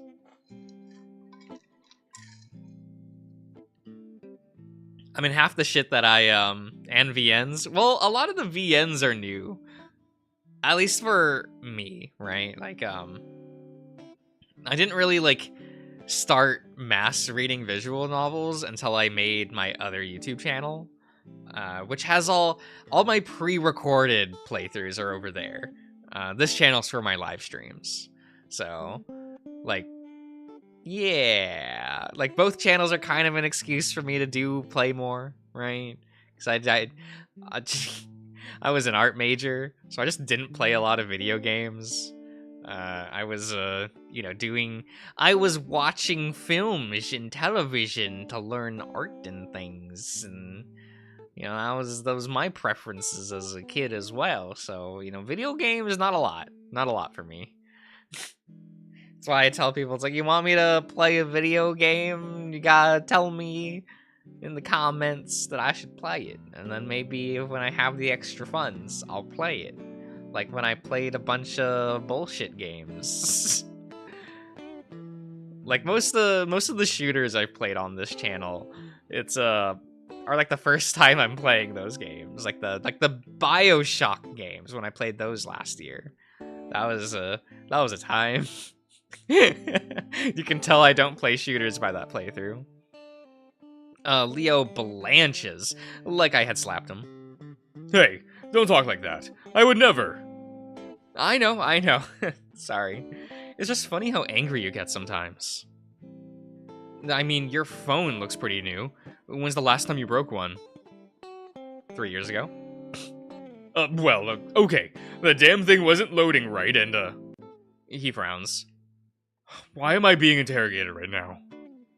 Hey, you want me to live here? I think I have a right to be concerned about my personal property. I only broke your phone once. Imagine if you had went for the movie analysis YouTube route. Ooh, no. See, the problem, I can't write scripts that are long. It's annoying. Like, if you find my very original YouTube channel, which is back up, and most of the videos are back up on it. YouTube things happen, and I had to make a new channel. It is what it is. But I did have some video essay type things on there. They were only like 6 or 8 minutes long. And they were about Digimon Ghost Game when that show was still airing. That would be like, if I still made like video scripts that talked about media, they would probably be more like that, where like I had talked like episode by episode, like what that episode is doing direction wise and why I thought it was neat, instead of like anything about the story. That would probably still be a thing. But my VN content took off instead, where people were more interested in me reading visual novels than me writing like little videos. Sometimes I think I should still like try making those. It might be fun. But they wouldn't be like 2-hour video essays. They would be like 5-minute long little like, so here's what this little thing is doing direction-wise. It's kind of cool. It's neat. Maybe you can appreciate it. Maybe not. Who cares? Is what it is. I spread out my paws. More like I've broken, more than I've broken anyone else's phone. Yeah, well, I've never pretended that I cheated on somebody as a joke. Damn. I always forget how early they mentioned this event. My attitude cools a little. Yeah, well, high school, you know. I know. Anyway, it's nice to have you here again. He reaches out and pulls me into a one-armed hug. When I pull back, though, I notice a cut on the side of his arm, a few more on the back of his paws as well. At this point, the fur is clamped together with congealed blood. Man, you really wiped out. He looks at his arm. Oh yeah, I should clean up.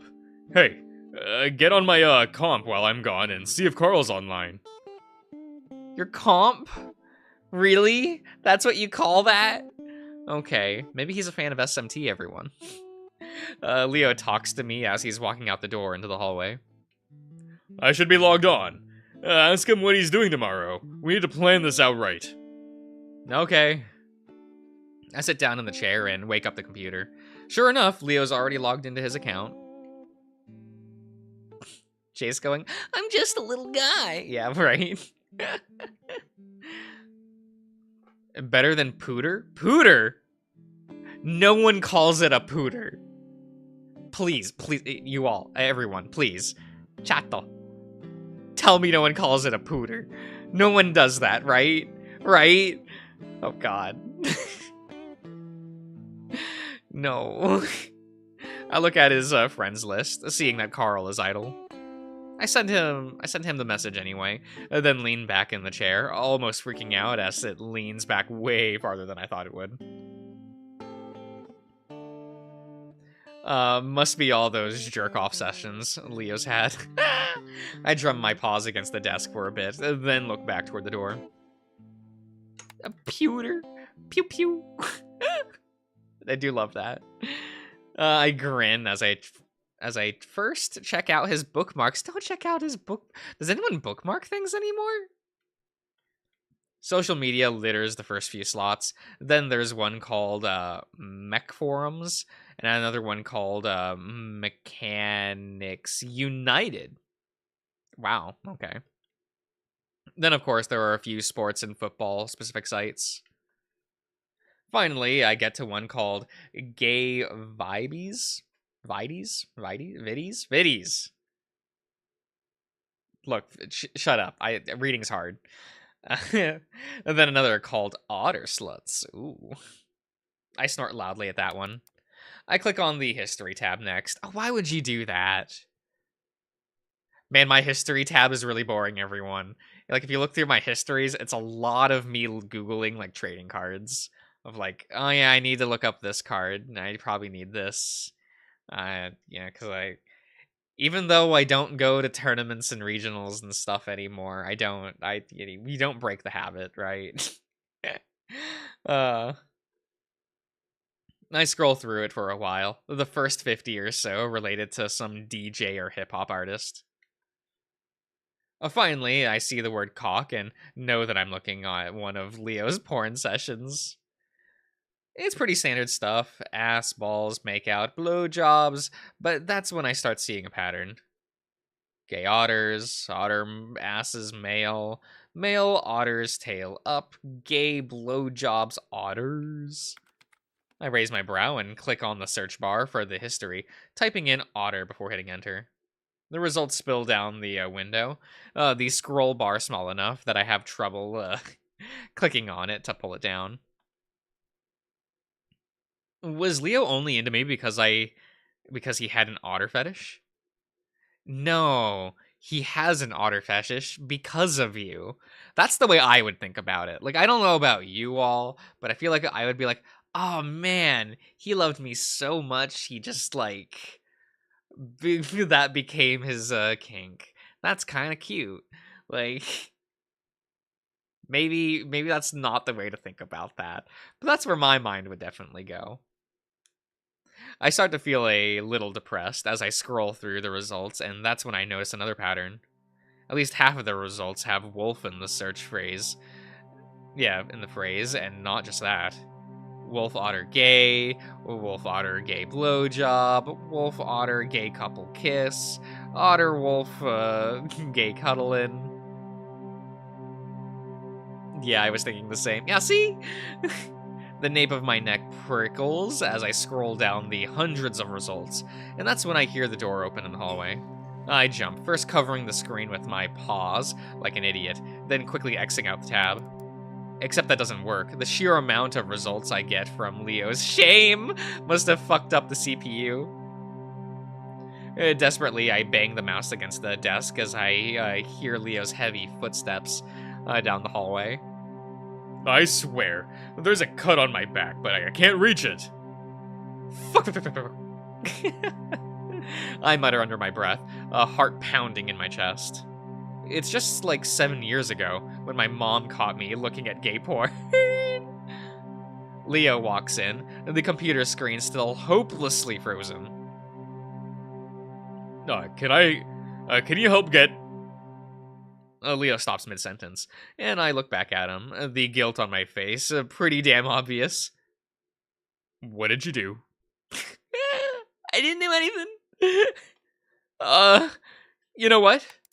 I try to stall and turn back to the screen, clicking furiously on the X. Hey, And just as he's walking up behind me, the window disappears. Wait a second. What were you looking at? What were you looking at? I swivel around in the chair, grinning. Nothing. Oh my god, Chase. Oh my god. Alright. My voice squeaks. Leo stares down at me, an exasperated smirk spreading across his muzzle. No, not nothing. What the hell were you looking at? Is there something I don't know about? He keeps on staring at me, and I get up and pretend to stretch, moving toward the bed.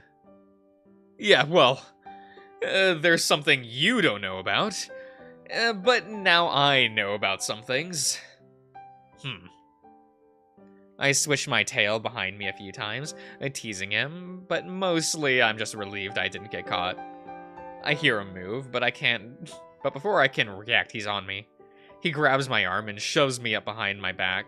Shoves them up behind my back, okay.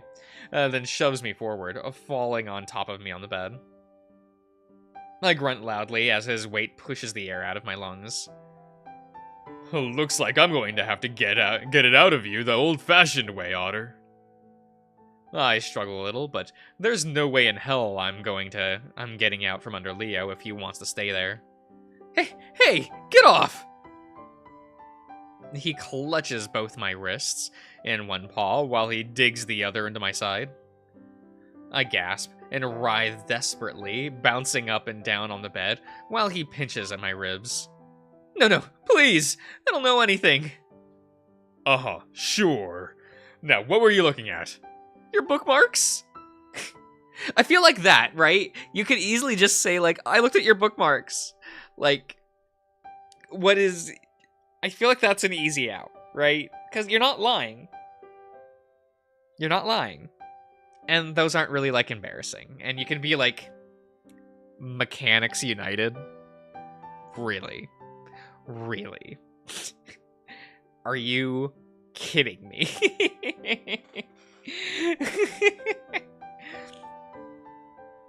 He leans in harder on me, and I feel his hot breath on my ear, nuzzling at it, only making me laugh and squirm harder. Chase is a squirmer?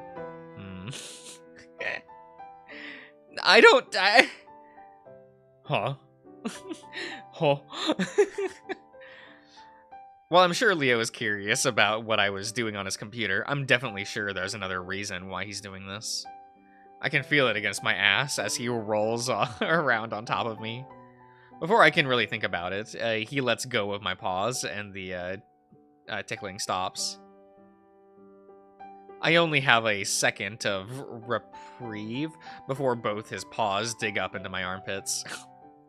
Practically squealing, I writhe around, managing to get on my back now that he isn't laying on top of me. It doesn't help much, but as he just goes right back to my armpits.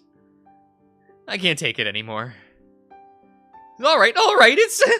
I was just searching your contacts, too, to see if you were hooking up with anyone. Hello, Michael. The tickling stops, and I'm left gasping for air while Leo just looks down at me, grinning. Oh, a little jealous, huh? Maybe a little. Huh. Leo looks genuinely happy about that. His paws spread out to either side of my head as he grins down at me. I take my chance and shoot my paws up to his sides, digging in. He yelps and curls up and falls on top of me again. I don't relent, though, and keep wiggling my fingers around his body. Obviously, he's letting me win, but it's still fun seeing him melt into a twitching pile of giggles. He rolls to the side of me, and I get up on top of him, pretending to wrestle him down like I'd done hundreds of times before. He playfully fights back, but he's grinning up at me with a dopey, tongue out of muzzle expression. On a whim, I plant my knees on his crotch. I'm not sure why, probably to let him know that I know, or maybe it was just a way to get back at him for getting out of this, sorry. He yelps again, this time a lot more loudly, and folds up, pushing me off to the side of him. Fuck. We both lay there, side by side, panting and sweating a little. Aw, my head resting on his arm. I think I won that. No way. I got you to squeal. And you cheated when you crushed my dick. Leo reaches over me to turn on a small, complicated-looking fan on his bedside table before flopping his other arm over his eyes. As I stare at the fan, I notice something next to it, and I gasp loudly. What? Is that a fucking gun? Chase. A gun's a normal thing to just have by your bedside, right? Right, guys?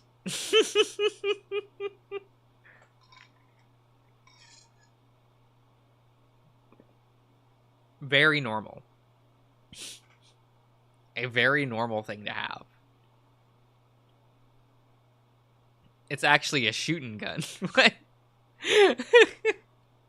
What is it? Okay. Your parents did? Huh, neat. Oh, yeah. It's real? Yeah, of course. I turned my head to stare at him. What? Why'd you just leave it out here in the open? I never thought of Leo as a gun person. From what he's told me, he hated guns. Well, my dad has a bunch, and when he left, he gave me one for protection. Wow. Do you really need it? A few people in this town, well, you know. I think I know the people he's talking about. Have you had to use it? Or something? I mean, it's just sitting out. And then they'd used it. And then they started blasting. That's the meme, right?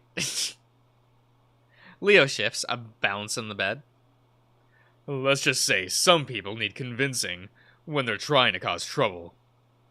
I'm about to ask more, but Leo holds up his other paw.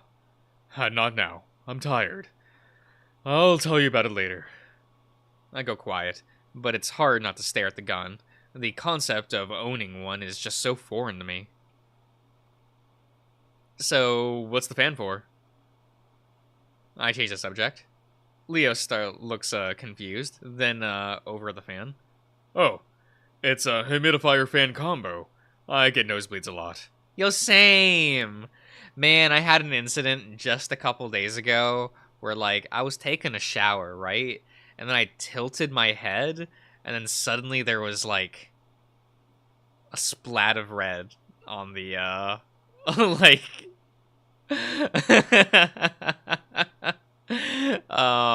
like on the shower, like, floor. And I was just kind of like, huh?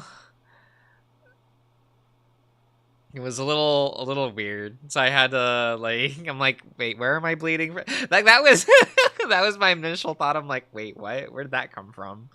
And it's like, oh wait, I have a nosebleed again. It is getting we are firmly in fall. We're firmly in fall. I have to actually have the humidifier on again. Oh well, oh well. I close my eyes and lay there against Leo. This probably is a bad idea. I know, but it feels good and I'm tired. Hey? Hey? Are you back? Man, you have a very sensitive nasal cavity. Yeah, I do. It's why it sucks living where I live, because it's really dry here. And so I just... yeah, like I feel it every time. Once had it happen during a test. You know, it's only ever how should I word this? I noticed that it only really happens around, like, the first few hours I wake up. So I've never really had it happen when I'm like out and about doing things. So never at school, never at like never even when I was at like work and stuff. Like back when I worked a retail job. Like I was glad that didn't happen then. That would have been unfortunate. So it's fine. It's fine, you know. This is probably a bad idea, I know, but it feels good, and I'm tired, even after the discovery I made on his computer. I guess I'm just trying not to think about that right now. The fan drones softly. Leo's arm moves under my neck, and I feel his paw come up and start brushing the tuft of fur on my head with his thumb and index. I wish you would style this again. When I had it spiked? That was stupid. I liked it. I mean, I feel myself dozing off as his fingers start brushing my forehead. I feel the coolness of his anchor bracelet through my fur. Sometimes I think I'm going crazy. Huh? I'm barely awake at this point. The fan blowing on my face, Leo's stroking, feeling the warm body next to mine. I saw you here last week. Outside my window. That registered as a little weird, so I come back out of my daze a little. Oh? Yeah. I just looked out there and I saw an otter. Just standing there. Huh? You think it was just another otter? Well. Leo yawns and turns his head towards me. Snuffling? Snuffling on my ear. There's only one other guy. Remember Dale? He's fat, though. Could just been someone that was lost, right? Maybe. I went out and didn't see anyone. Huh. Well, sometimes people see things. His arms tighten around my head as he gives it a soft hug. Hope I'm not seeing things now. I roll my eyes, but his words remind me of something. Just like a bad dream, I'll be gone when you wake. But I swear, even if this was fake, I'll never forget your face. I sing a few lyrics from one of our old our old emo songs, but that's when I hear Leo snore. So I give into my pleasant drowse and sink slowly into sleep. God, it's only like the late afternoon, right? Oh, here, I don't want the mouse poking there. That's fine. I feel a presence in the room, and it's angry. Okay. Don't be angry. Chase? I jolt awake, but I can't open my eyes. Chase? Chase? Finally, my eyes twitch open, but I can't move. I can only wiggle the toes and the tips of my fingers. Okay, not toes. It's fine. No Angie allowed. Yeah, right? Just try to hide. I dare you. I flinch. The voice is right in my ear. I'm still in Leo's room, still in his bed, and I can vaguely make out his body out of the corner of my eye. The room, though, it's tinged red. I hear clicking and see the monitor switch on. I see myself bent over, tail raised, naked, looking back at the camera, my face warped. Dark holes bloom over my eyes, then all over the image like it's burning. A tarantula crawls up over the foot of the bed and starts making its way towards me. I gasp through my nose since I open my mouth. My heart beating so fast, I think it's shaking the bed. My fingers wiggles as I try to yank myself awake. The massive spider only moving closer as it crawls over my foot and onto my leg. The weight of the spider is real. The way it's disheveling my shirt as it crawls onto my stomach is real. This is real. No, it isn't real. I've had this happen before. This started happening when I took the late shift at the grocery store next to campus. Very common, very normal. People have it happen all the time. I'll just close my eyes and wait it out. I do that, squeeze them shut as tight as I can, trying to find comfort in Leo's presence next to me, his arm still under my head. I feel the spider catch my chest. Wait, I feel the spider on my chest, sorry. Its weight so much more than it should be, but it stops there, doesn't approach my face. But then, I feel something else, another presence. It's coming from the right side wall, where the window is. Something's looking through it at me, I know it. I'm not opening my eyes, though. I know if I do, I'll see something that will freak me out. And the spider's bad enough. I hear tapping.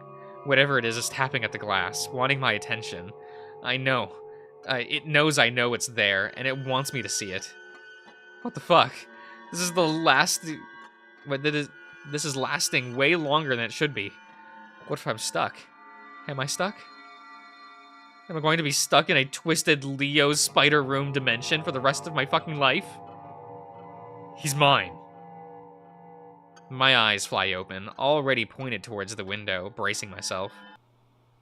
But it's empty. The sky's tinged red from the sunset, and so is the room. My dreaming brain exaggerated it to look like the color of blood. The spider is gone, and the anger presence is too. I sit up slowly and rub my face, feeling exhausted even though I've just slept. Even the humidifier blowing right in my face, I can feel the droplets of water that collected on my waterproof fur. It'll be impossible to fall asleep again after that, not only because of how brutal that sleep paralysis was, but because I still don't feel right. While the spider and thing in my room were gone, the other thing outside the window, I feel like it's still there. I look out the window again and see nothing, but still, I can't shake the feeling that I'm still being watched.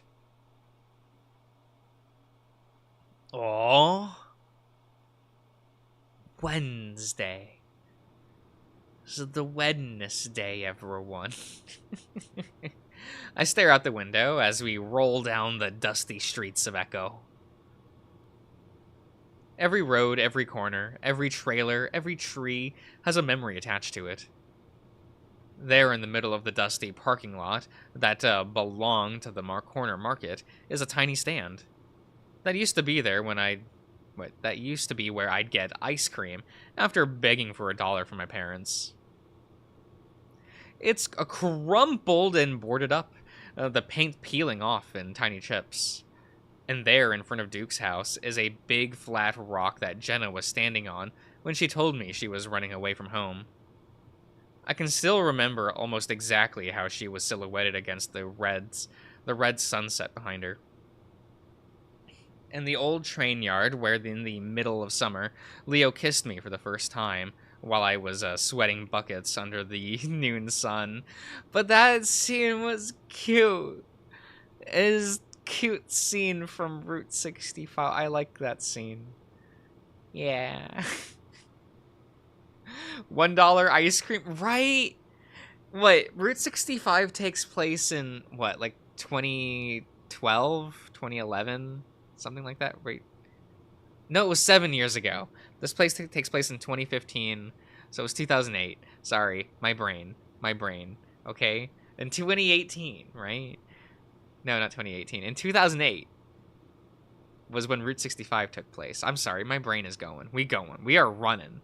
How long ago was it, like, $1? You used to sell it for $0.25? Oh, shit. Before 2008, more like, yeah, it's probably. Like, even when I was a kid, like, it would be like $3 for an ice cream from, like, the ice cream truck. Like, come on. $1? I'm upset.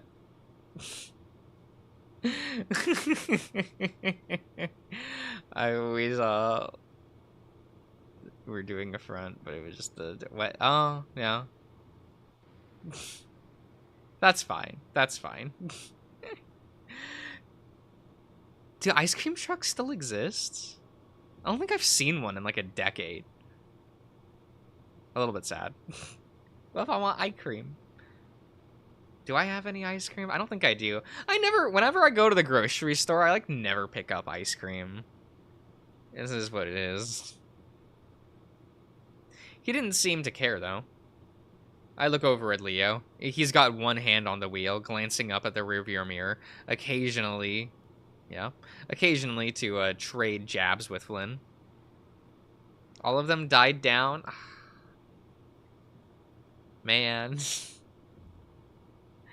Flynn here, but sorry. Kids don't know. Kids don't know.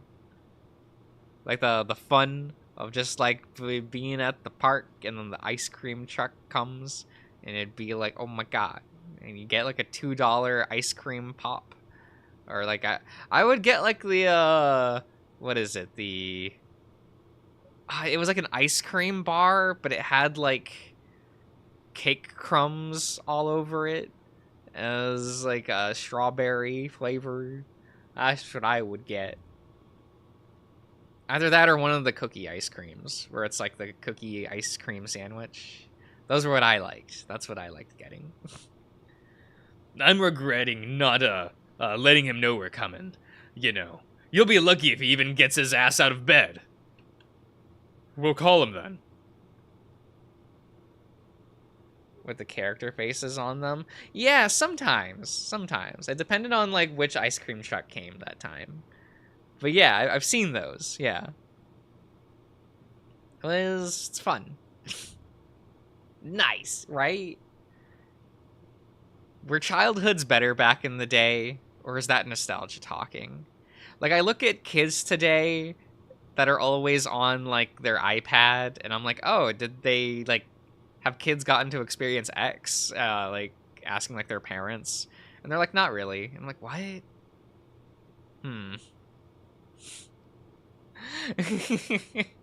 Weird. Like, oh, do you not go to the park? Do you not, like, do things? And they're like, oh, no, we don't do that. And I'm like, oh,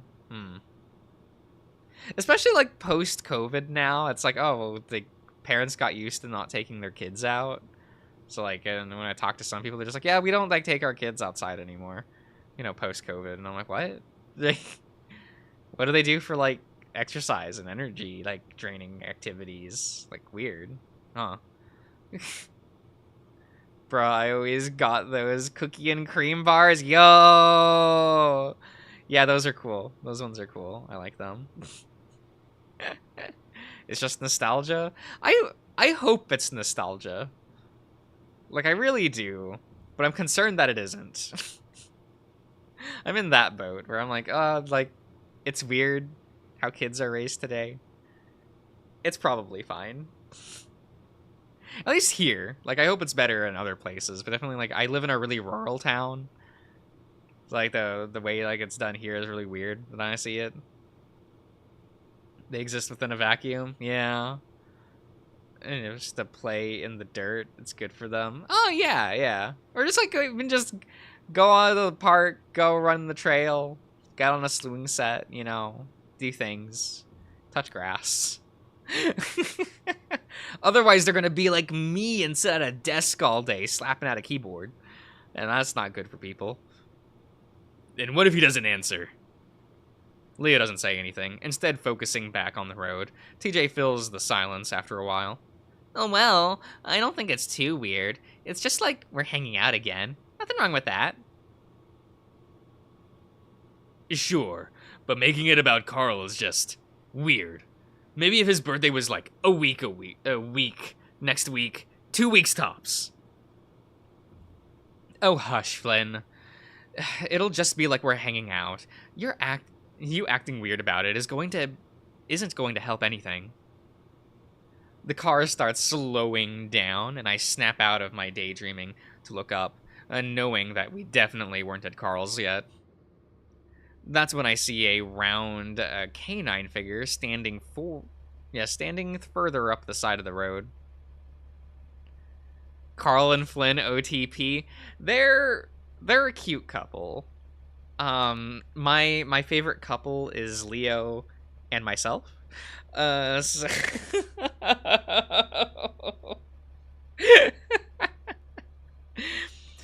She's standing in the dirt that separates the road and the field in front of a broken and rusted barbed wire fence. I think that's Janice. I look over at Leo, and he seems concerned, his brow furrowed as he carefully steers the car right up next to the coyote. Dumb question. Chase Leo or Josh Leo? What? Well, Josh Leo, of course. Me, myself, you know. Look, I know I'm in a Chunter cosplay, but you know what I mean. I'm sorry for those who are joining my stream for the first time. I do not look like Chunter. This is not how I normally look on stream.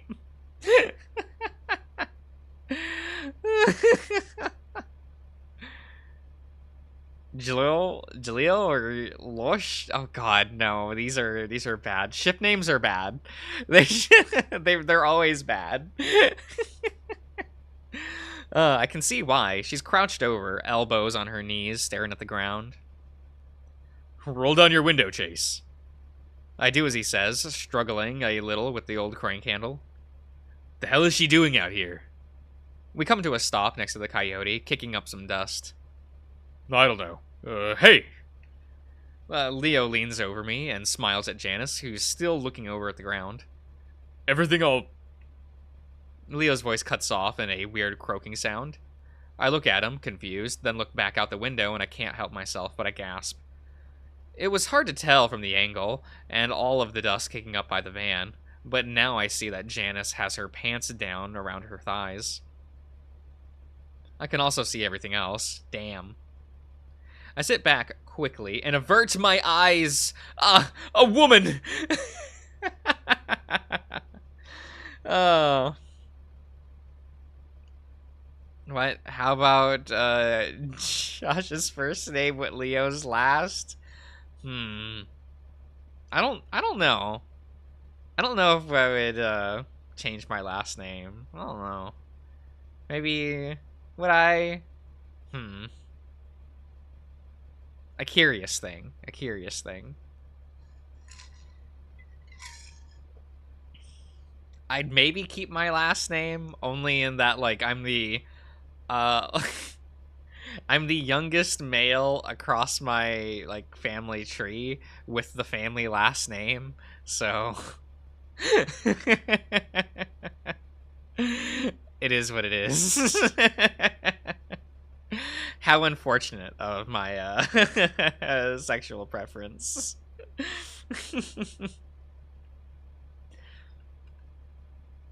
What the fuck? Oh my god. Leo, keep going. Jenna whispers it, her voice strained. Oh, no, sorry, Leo stops talking, and I chance a glance out the window again. Janice is looking at us now, and she's smiling. It's a weird smile, because it isn't touching her eyes. It's unnerving. Leo stares back. Leo, let's just go. I hiss out the side of my mouth, staring out the windshield again. He seems reluctant, though, looking concerned. Janice, do you need some help? His tone is one you might use on a toddler or a crazy person. I don't hear her say anything, except maybe a grunt. Leo bravely keeps trying, though. We can give you a ride. Leo stops in time to hear a pattering sound. A sound I recognize well from my time as a kid pissing on the dirt roads of Echo. Have you ever pissed on the ground before, folks? Have you ever, like, had to go out and just, like, go behind a tree, piss on the dirt, you know? Is that something you all have to do? I think I've had to do it a couple times. It is what it is. Not any time recently, of course, but, like, way back in the day, when I used to do a lot of walking around, sometimes there's no restroom. Sometimes you just gotta go into a tree, take a piss. The van lurches forward, then resumes a smoother acceleration back onto the empty road. A few times? Yeah, see, it's not weird. It's not weird. Holy shit! What the fuck was that? As a child. A child. Oh. I don't. It's either the nature or a 1-liter bottle, right? Yeah. I've had to piss in paper cups and shit. This is what it is. Leo's frowning, looking as confused as I've ever seen him. Should I go back? No! I look back and see TJ covering his face. Okay, never a cup? Ah, I see. What about a Pringles can? We're bringing that up, folks. My old subscribers will know this story. But I have had to piss in a Pringles can.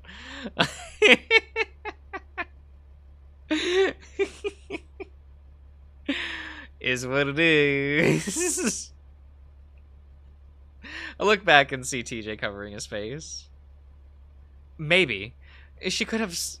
she could be having some kind of psychotic episode. Unfortunate.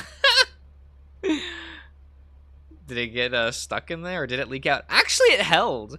Like, that's what I was worried about when I first pissed in it. Is just like... Is it just gonna, like, make the whole thing soggy and, like, be bad? But no, it actually held the entire time. Yeah. Like, before I, like, cause, I couldn't just, like, throw it away immediately, right? And it took a... Yeah, impressive, right? Yeah, I was just able to, like, it held for a while, and I was able to, like, pour it out and, like, somewhere, and then just throw away the can. You're just like, shit, that's kind of sturdy. It's fine. To pee in a Pringles can, for me, that would be the lowest point of my life. Now, excuse you.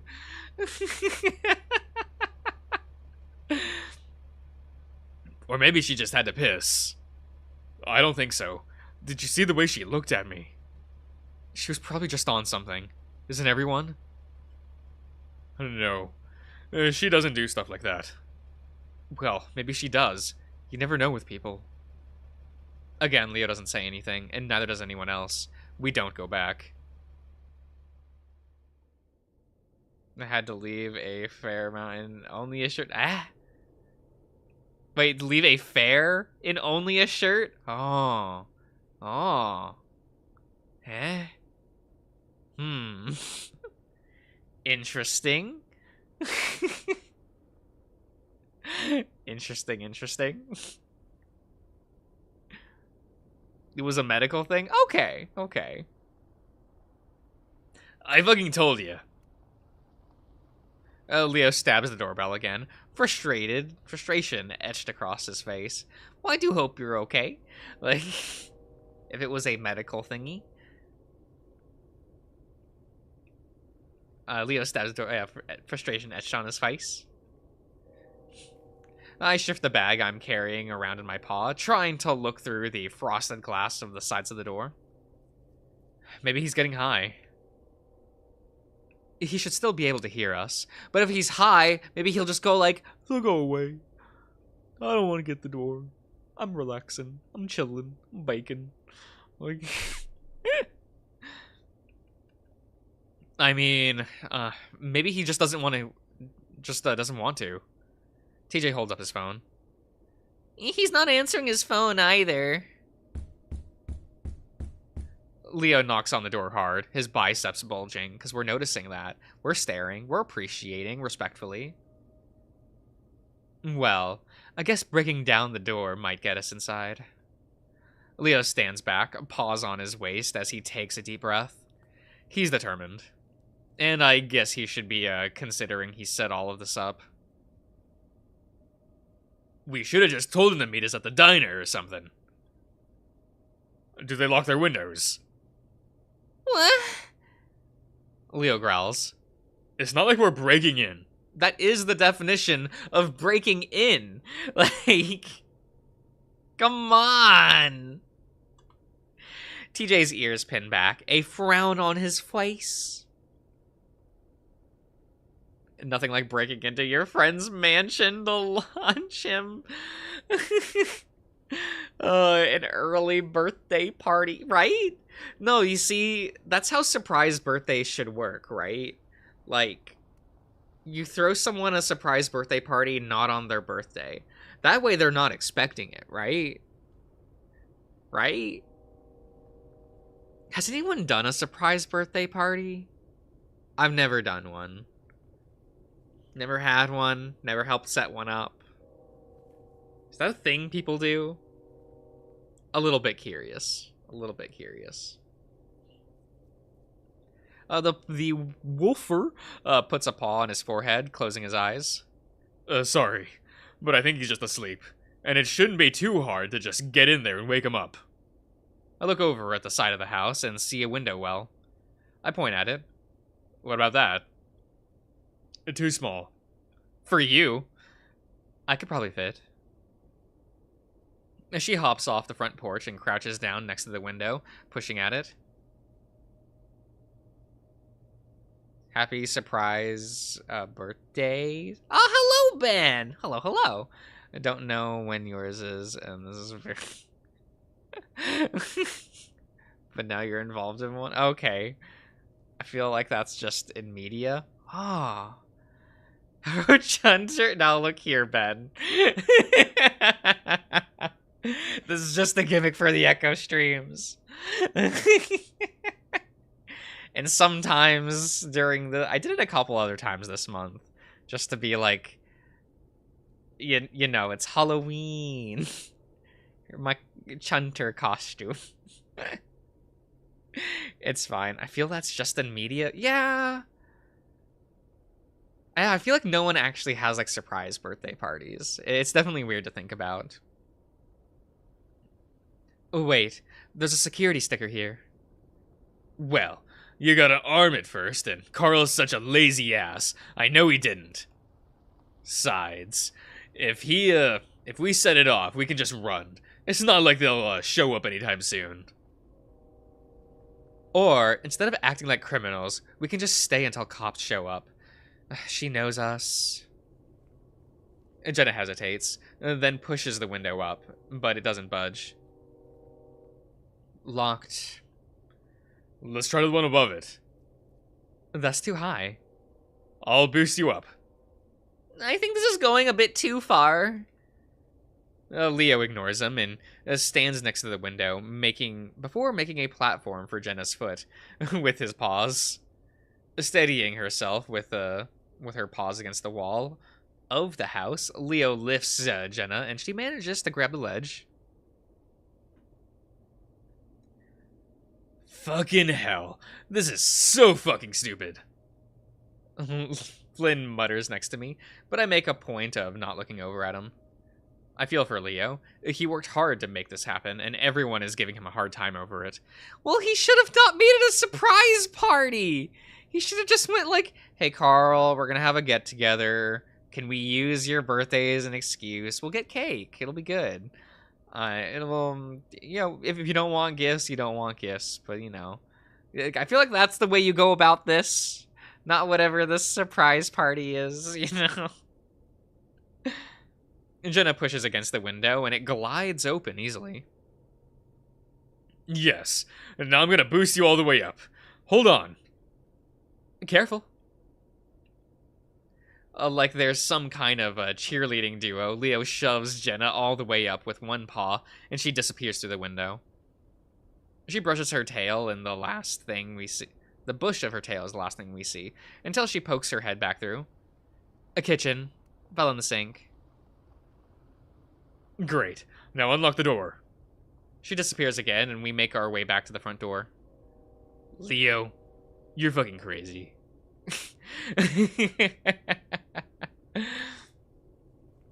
If you don't shut your fucking mouth, Flynn, I'll kick you right in your vagina. Sound good? Jesus, calm your...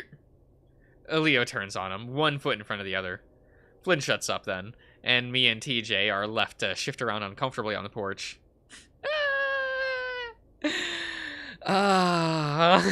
He's...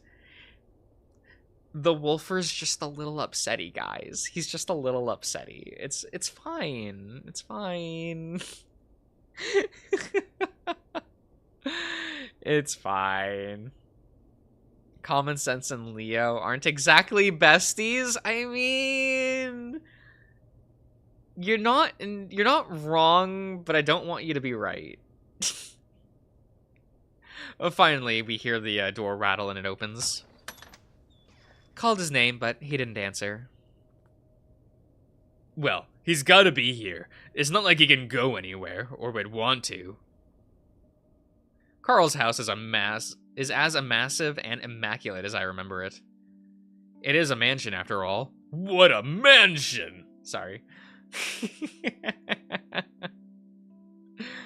There are a few bowls and wrappers lying around on the marble counter. I assume that's because Carl's parents aren't here to tell him not to be a slob. Flynn immediately heads up the stairs. Yo, Carl! I set the bag down on the table, and TJ sets the cake there too. How would you all feel about cake? Kind of wondering, because, like, I'm not really a cake person. Like, I only have cake at parties because it's, like, it's there. But usually, I would rather have, like, a cookie. Like, I guess my, like, dessert thing part, like, I'll just take, like, a couple cookies. And that's it. I'm not the biggest fan of cupcakes. I'm not the biggest fan of cake. Like, I'll eat the cake, of course, but, like, I don't really like cupcakes, though. I'm not a big cupcake person. It's way too much frosting. It's just, no.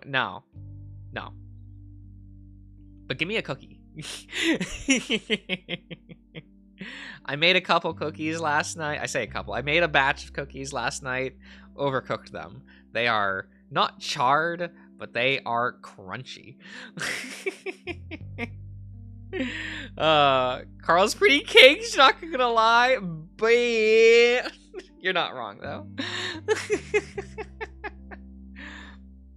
Red velvet and chocolate. I see. I look over at him. You all right? Yeah. Why? MrJosh attempts cookies. Look, I've been trying to figure out the best way to make this recipe because, like, I think it was about a month ago, I texted my dad and I was like, yo, do you still have that, like, family cookie recipe? And whatever. And then he texts it to me and he's just like, yeah, here it is. And I'm like, so I looked at this recipe, right? And by recipe, I mean, it was only a list of ingredients. And I was just like, so what's, like, the cook time on it and stuff? And he's just going like, do what works. Like, that was his response. He's just like, make it for, like, and I was like, can you be a bit more specific? And he's just like, 350 degrees for an amount of time, maybe like 8 minutes, maybe like 12 minutes. It really depends on, like, how big you make the cookies. And then I also, like, don't know how to mix the ingredients together because I don't know how to bake. I don't know, like, what order the ingredients should be put together. So every once in a while, I try to make those cookies, and I'm just I'm getting a little better. I'm getting a little better at it. The first batch was terrible because I figured I've started, like, doing all the wet ingredients first and then slowly adding flour in until it's, like, the batter. But because I originally was just like, flour first and then put the liquid ingredients, and that didn't quite turn out right. Or at least mixing it was a pain. So I'm slowly getting there. Okay, it's fine. Just asking. How was your hike with Jenna? All right. Wish you were there, though. No. Yeah, me too. I might go again in a day or two if you'd like. Sure, why not? I promised myself that wasn't an empty promise. Well, he's not in his room. Flynn's actually looking a little worried now. Maybe he went for a walk. Carl, Walking in this weather? Hell no. Does he have other friends? Maybe he went out somewhere. I don't think so. Well, let's do a quick sweep of the house. It's a big place. Flynn heads back upstairs, and Leo heads for downstairs with Jenna. TJ looks around the kitchen, then moves over to the living room, checking the couch. I decide to head out back, if not just to get away from the others, since things feel unusually tense between us today. I step outside into the backyard. I'm a little surprised. It's different from when I was last here. The playset is gone, and so is the massive trampoline they used to have. The biggest shock, however, though, is seeing that the huge tree house that used to sit on the old oak tree is gone. I stand there for a moment, feeling a vague sense of loss. Okay. I have too many good memories in that place. Time moves too fucking fast. God, I know it. After a while, I remember why I was here and look around again. No Carl, of course, but I start walking around anyway, looking behind bushes, even though I know it's stupid. While I felt for Leo, I could still see where Flynn was coming from. It would have been a way better idea to warn Carl or just meet up somewhere else. Leo just gets carried away with a little when he has his heart set on something. Man, we'd have to work on that.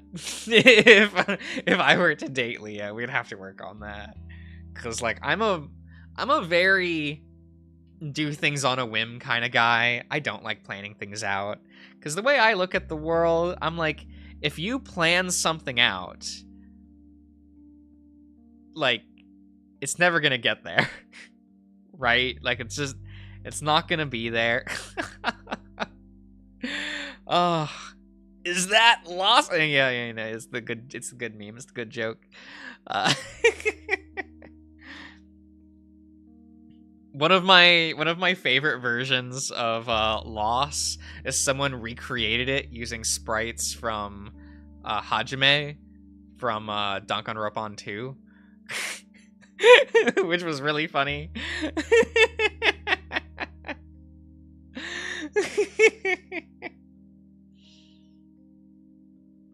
It's funny. But was the thing? Oh, and then there was the poem one. There was the poem version, right? Where it's like in spring, man made a column, in summer another, through fall. No, it was in summer man built a pillar, in fall built another, through winter they held, but in spring one fell. That's what it was, right? That's like that's how you get it. It's very good. But yeah, I feel like the universe laughs if you try to make like plans, so I just don't. My family hates it.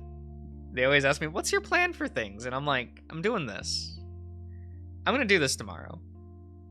And they're like, "After?" And I'm like, "No. Don't ask that. We're not there yet." He probably had the whole scene planned out in his head before we even got here. Mostly, I just feel really bad for him. He's been working really hard to make this trip interesting for all of us. I think it's our fault, more than anything, that nothing's working out. Flynn's a dick. Carl doesn't care. Jenna's also kind of being a dick, and TJ's always into stuff that none of us are. He do just be like, "You want to go on a hike?" And everyone else is like, "We're in a desert."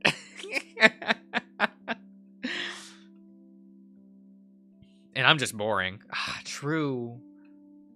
As I round the corner of the house, I'm surprised to see Flynn standing there. He must have come out at the front door. "Oh, hey Flynn. I thought you went upstairs." Flynn doesn't seem surprised at all to find me out here, which makes me think he was looking for me. I did. Wasn't there, so I thought I'd look outside. "Oh, So he's not in the back, so, I don't know why Flynn... know why, but Flynn is making me feel awkward as hell. Is something wrong? Flynn folds his arms and leans up against the house. Well, Carl is missing, so I guess that's a problem, huh? Oh, yeah. I try to think of something to say. Well, I'm sure he's just hiding somewhere, or maybe he's out of the diner. Probably just got tired of being stuck in his house. Yeah. He straightens up again and steps forward, and I don't know why, but I take a step back. You were hanging out with Leo yesterday, right? We went to the mall with everyone but you and Carl. I don't know what you're talking about. Like, Jenna and TJ were with us. It was a fun time. Yeah, for a little while. You spent the night there. I pause for a second to give him the hint that I'm not exactly okay with him prying like this, but I answer anyway. No, I got back to the motel at like 3. Huh. Yeah. I start to turn back around. Hey, why don't we check the basement? Chase. He's got that same tone of a disappointed parent, and that kind of pisses me off. I turn back around. What? You realize what you're doing is stupid, right? No, don't tell me that. What if it's fine? What if it's fine if we hang out with Leo, right? It doesn't have to go anywhere, right?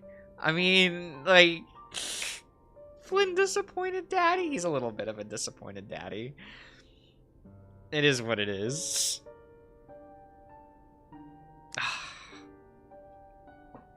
Like, I understand it is a bad idea to go with Leo. But he's hot. And has a charming personality. So it's fine. Let's make mistakes. Excuse me? Getting back with him during fucking spring break. Pretty stupid, right? I had a feeling that's where this was going. And now that I know for sure, I'm definitely pissed off now. How is that any of your business? How is it not? You two seem pretty okay with making it our business, right? No. He sneers at me. Cuddling up at the lake where our friend died is pretty messed up, isn't it? What? I saw you two. You know I did. So what? What does that have to do with Sydney? I guess I just find it weird that you'd start up your old flame on what's practically a grave. What the hell are you talking about? Feelings changed from anger to bewilderment. I did know what he was talking about. I just didn't know why. Well, since it's all out in the open now, why not talk about it? You're the one that put it out in the open. In the worst possible way, by the way. He sneers. His sneer disappears. I just don't get why you're connecting those two things. We weren't even talking about Sydney. How? What else does that lake make you think of? I'm at a loss for words, totally confused. This is Flynn. I never talked about Sydney with him after what happened. I was too scared to. Well, I don't think of it as his grave or anything. Oh, really? It's just a fucking lake to you, then? He didn't die there, Flynn. It was in a hospital. It might as well have been there, right? I swallow hard, wanting desperately to get back inside. Let's not talk about it. This right now. Oh, I guess I was confused. Everyone's been telling me that I need to talk about it. Well, not like this. Not with just me here. We should all be together if we want to talk about this. I turn around, making it clear that I'm leaving. Wait. The change of tone in his voice makes me turn around again. It's softer, almost pleading. I'm not used to hearing Flynn talk like this. I'm just trying to look out for you, Chase. He's not... I feel some of that anger returning. He's not what? He's not exactly a stable guy, is he? I laugh. And you are? He dips his head, and I can tell he's embarrassed, even though he doesn't have the ears to tell me so. And not just you. All of us. We're all a little fucking crazy, aren't we? Flynn smiles a little bit. Well, that's what happens when you live in Echo. That's what all of the kids at school said. Flynn frowns again. Listen, I'm just looking out for you. He's just... I sigh loudly and cover my face with a paw for a second. I was hoping I'd be able to change the subject, but now we're back to Leo. I'm surprised when I lower my paw and Flynn is just a few feet away. Flynn, just drop it. It's none of your business. His gaze hardens. I think it is when I see a friend taking advantage of another friend. Taking advantage of me? Yeah. Has been since you were fucking 15. I immediately know what he's implying. Fuck off, Flynn. You're acting like my fucking parent. He takes another step forward and I back away. But he angles it so that I'm pressed up against the house. I get the urge to run away, but I feel like doing that will only affirm how much this has escalated. There's a change in him as well. There's something unfamiliar in his eyes, in his stance, in his voice even. He leans down to my height. Like playing with fire, huh? You've seen it in his eyes. He's fucking crazy. He pokes me in the chest to emphasize his words. Crazy? Kind of like you are right now? Flynn pulls away, straightens his back, but still looking down at me. Yeah, well, maybe I am. The awkward silence stretches out. It seems to go on, and on and on until... You know what I think? Chase! Both of our muzzles flick in the direction of Leo's voice. Mine to the right, Flynn to his left. Paul? Leo standing there, ears perked forward, though his expression seems neutral. I wonder how long he's been standing there. I can tell Flynn's wondering the same thing. Any sign of him? No. I slide out from under Flynn, making my way towards Leo. I checked the back, but I didn't see him anywhere. Leo doesn't even look at me, staring over the top of my head. I look and see Flynn staring right back, his shoulders still tense. That's when I feel Leo's heavy arm drape over my shoulder. Flynn's eyes narrow. Let's get back inside then. As Leo leads me away, I get the feeling that he's still staring Flynn down, even though I don't look up to check. Would you all be Leo's little guy? I'm getting worried. No shit. Carl didn't just disappear from his house like this. He doesn't have anywhere to go. Calm down. He could be anywhere. He has more friends than just us. The fact he isn't answering his phone is kind of fucking serious. Oh, suspicious. Sorry. Leo holds up his paw. You know he forgets to charge his phone sometimes. Leo... Yeah, I'm tripping all over these words. That's fine. Flynn's getting more and more frustrated, starting to pace around the living room. He never gets out with his friends. That's the problem. Listen, maybe we should just wait. You all can wait here. I'm gonna find him.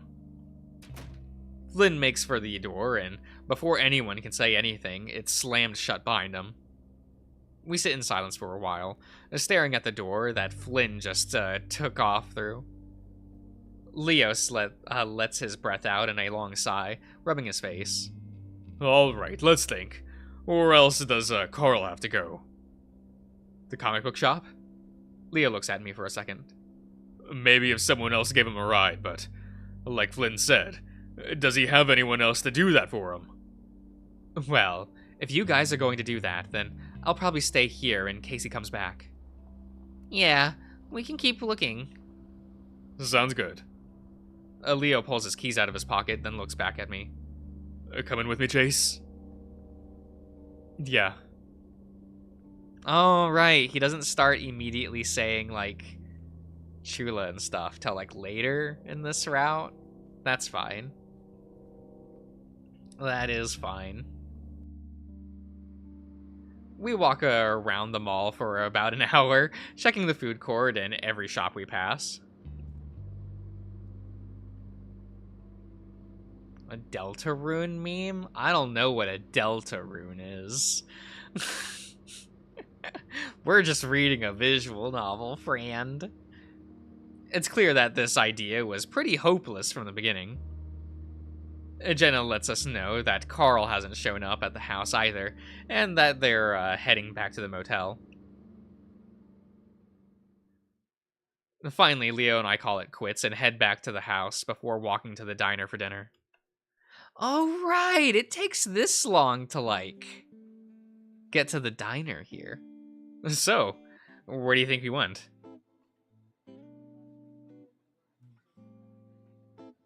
Leo's hunched over, an elbow on the table, and his chin in his paw, staring out the window.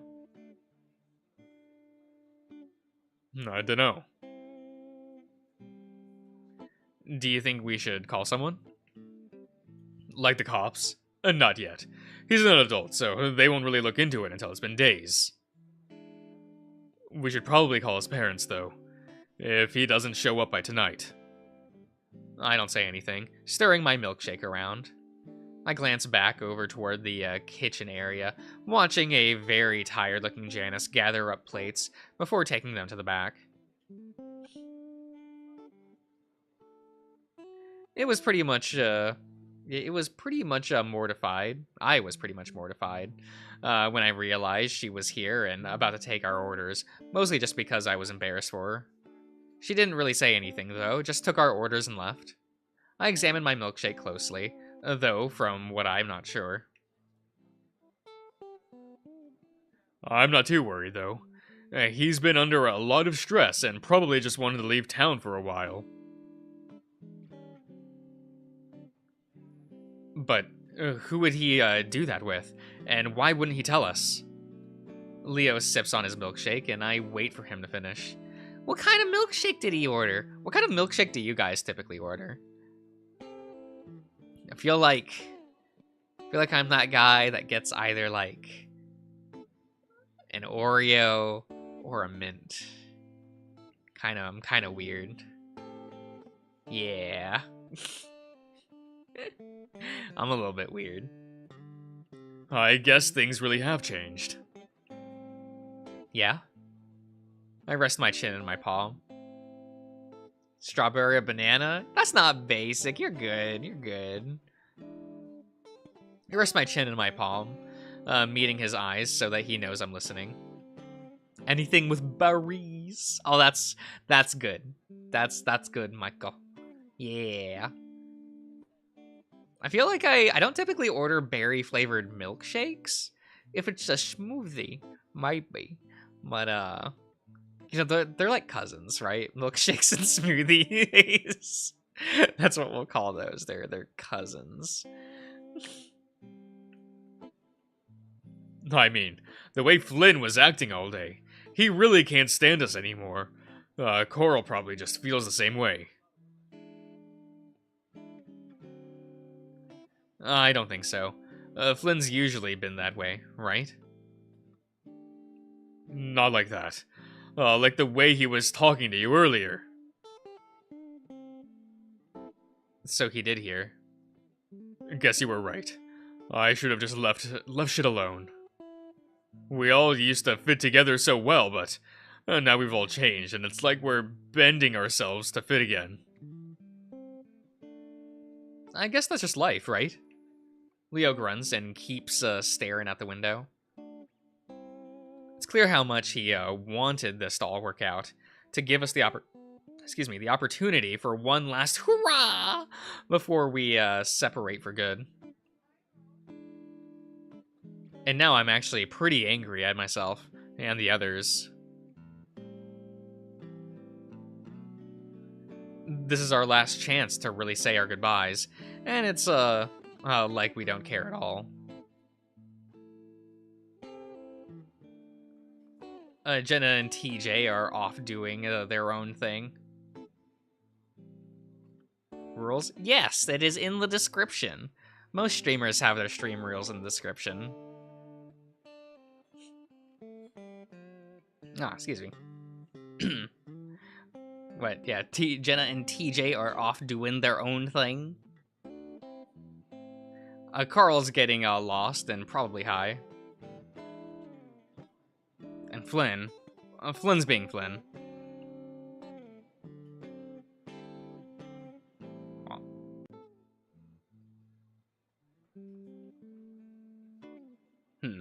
I lean forward, then grinning. Oh, but please don't spam chat like that, friend, okay? I do ask. I lean forward, then grinning. You know, I'm really happy you planned all of this. Slowly, Leo shifts his attention from the sunset to my face.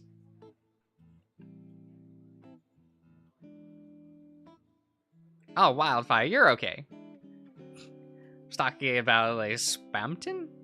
Spampton? Is that how that's pronounced? I'd appreciate to not do the RPing thing and in chat, you know. We're just reading and hanging out, right? I smile widely for him. This is the most fun I've had all year, even though everyone's acting like a dick. I dip my head self-consciously. Including me, I know. But this whole thing has reminded me about a lot of the good things in this town. And even though things have been kind of shitty, I think it's a good note to leave out on. Leo raises his brows. Because weren't things always shitty? It's part of the experience. Chase. Leo stares at me for a long time, and I feel my grin start to fade. But then he reaches forward and rubs the thumb up on my nose. I blink in surprise, and then he shows me the smear of white on his thumb pad. Sorry. It's hard to take you seriously looking like a cokehead. He grins and licks his thumb. I blush and grab a napkin to wipe my face, but Leo rests a paw on my arm.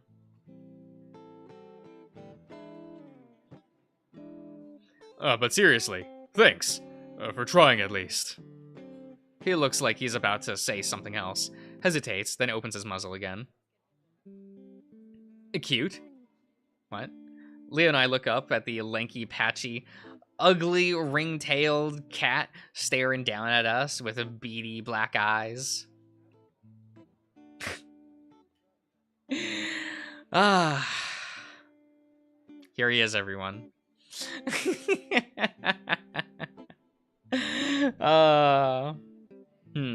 Here he is. Is this your man's eye? Oh. The fumes from Clint's Sprite is melting my screen. Scrunkly boy. Oh no. The main star. Oh my god, you guys need to stop. Look, I like Clint as much as the next guy, but like, he is cute in that tank top. I don't know if you know, but there's a lot of people here and they're trying to enjoy their meal. Clint puts a paw down on the edge of the table, leaning in. Could you try to not ruin it for us? He grins at me, showing me just how many teeth he's missing. Guess he graduated from Huffin' Paint since the last time I saw him. The hell are you doing here, Chase? Didn't you dump his fat ass? I grimace.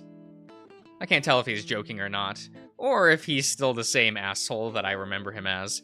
I haven't talked to him in years. Well, it kind of looks like you dumped your ass on your ass. Clint, what happened to you? I can see Clint's brain work as he digests what I said, deciding whether or not he should be offended. I can also see his tail twitching behind him, and it's patchy too, leaving some parts of it bald, like a rat's tail.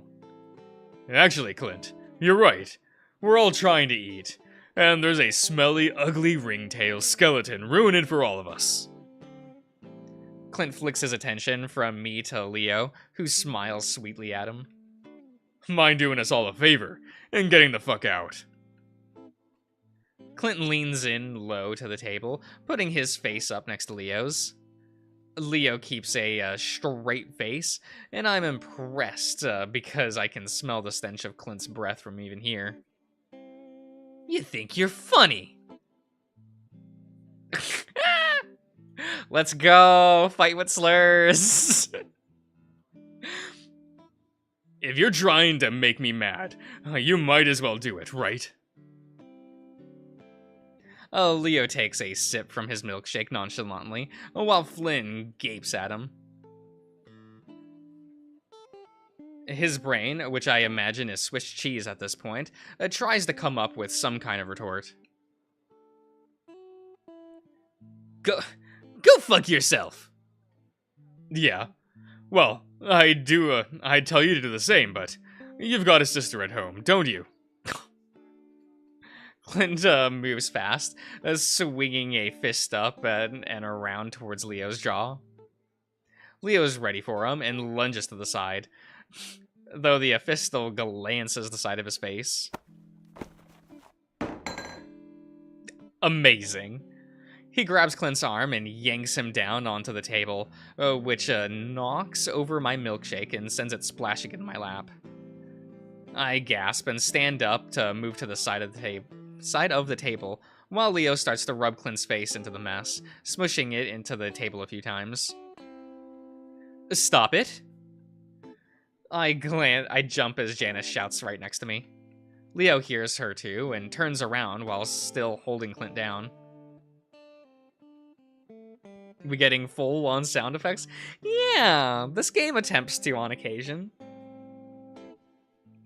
The dead look is still in her eyes, and the fur on her face is matted, like she's been crying a lot but hasn't washed since.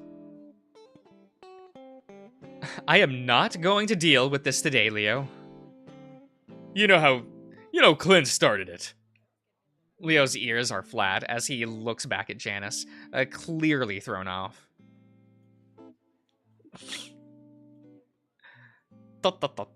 Right? I do that every once in a while, don't I, Ben? It's a little bad. It's not amazing, that's for certain. Underneath him, Clint snarls and thrashes. Am I gonna have to get the taser from the back? Leo slowly backs off of Clint, who immediately shoves himself on the table. I can see Leo prepare himself in case Clint takes another swig, but he doesn't even look at him. His already dirty tank top smeared brown from the milkshake. Oh, we had a chocolate milkshake? Chase is a chocolate kind of guy? Okay. He stumbles to the door and disappears outside. And clean up that fucking mess before you leave. With that, the old coyote turns and stalks off to the back. I was expecting a vanilla one, not gonna lie. Right? Like, they always make fun of Chase, going like, oh, he's a really vanilla kind of guy. Then he's sitting here eating chocolate. Like, come on. She leaves me and Leo to stare at each other before we ruefully, what is this word? Wipe up the spilled milkshake with brown napkins. There are only 2 other patrons in the diner with us, a skunk and a jackrabbit. But I can feel their eyes on us the whole time, and it only adds to the embarrassment. What do you think our problem is? I ask Leo under my breath as we come back from tossing the ball of wet napkins into the trash can. He just shrugs, though, and I follow him quietly out of the diner into the late afternoon light. Ruefully with regret? But is that how it's pronounced? Am I saying it right? We walk in silence for a while. What is it? Yeah, we walk in silence for a while, with me walking awkwardly, because my soaked and sticky pants are incredibly uncomfortable on my thighs. Ruefully, you're good. Oh, okay. But okay, everyone. It is. We have been reading for a hot minute, so I think we will stop there for the evening. That's like nearly 2 days of content, right? Yeah, that was like the rest of Monday, Tuesday, and half of Wednesday. Most of Wednesday. So it was just like a thing. It was good. I really like Leo's route. I think the days are paced out pretty well. It's not like it's not Carl and TJ's routes, in which like I don't dislike those routes, but I am very much like, wow, these days feel long or short, like long and short. It's really awkward. Well, I think Leo's route is actually done pretty well. I think Flynn's route's still paced the best, but it is what it is. But me being the way that I am, I do like Leo's a lot. It do be this way. It do be that way. So alright, everyone. I do hope you have enjoyed, and I'll see you guys around. Have a good night, everyone.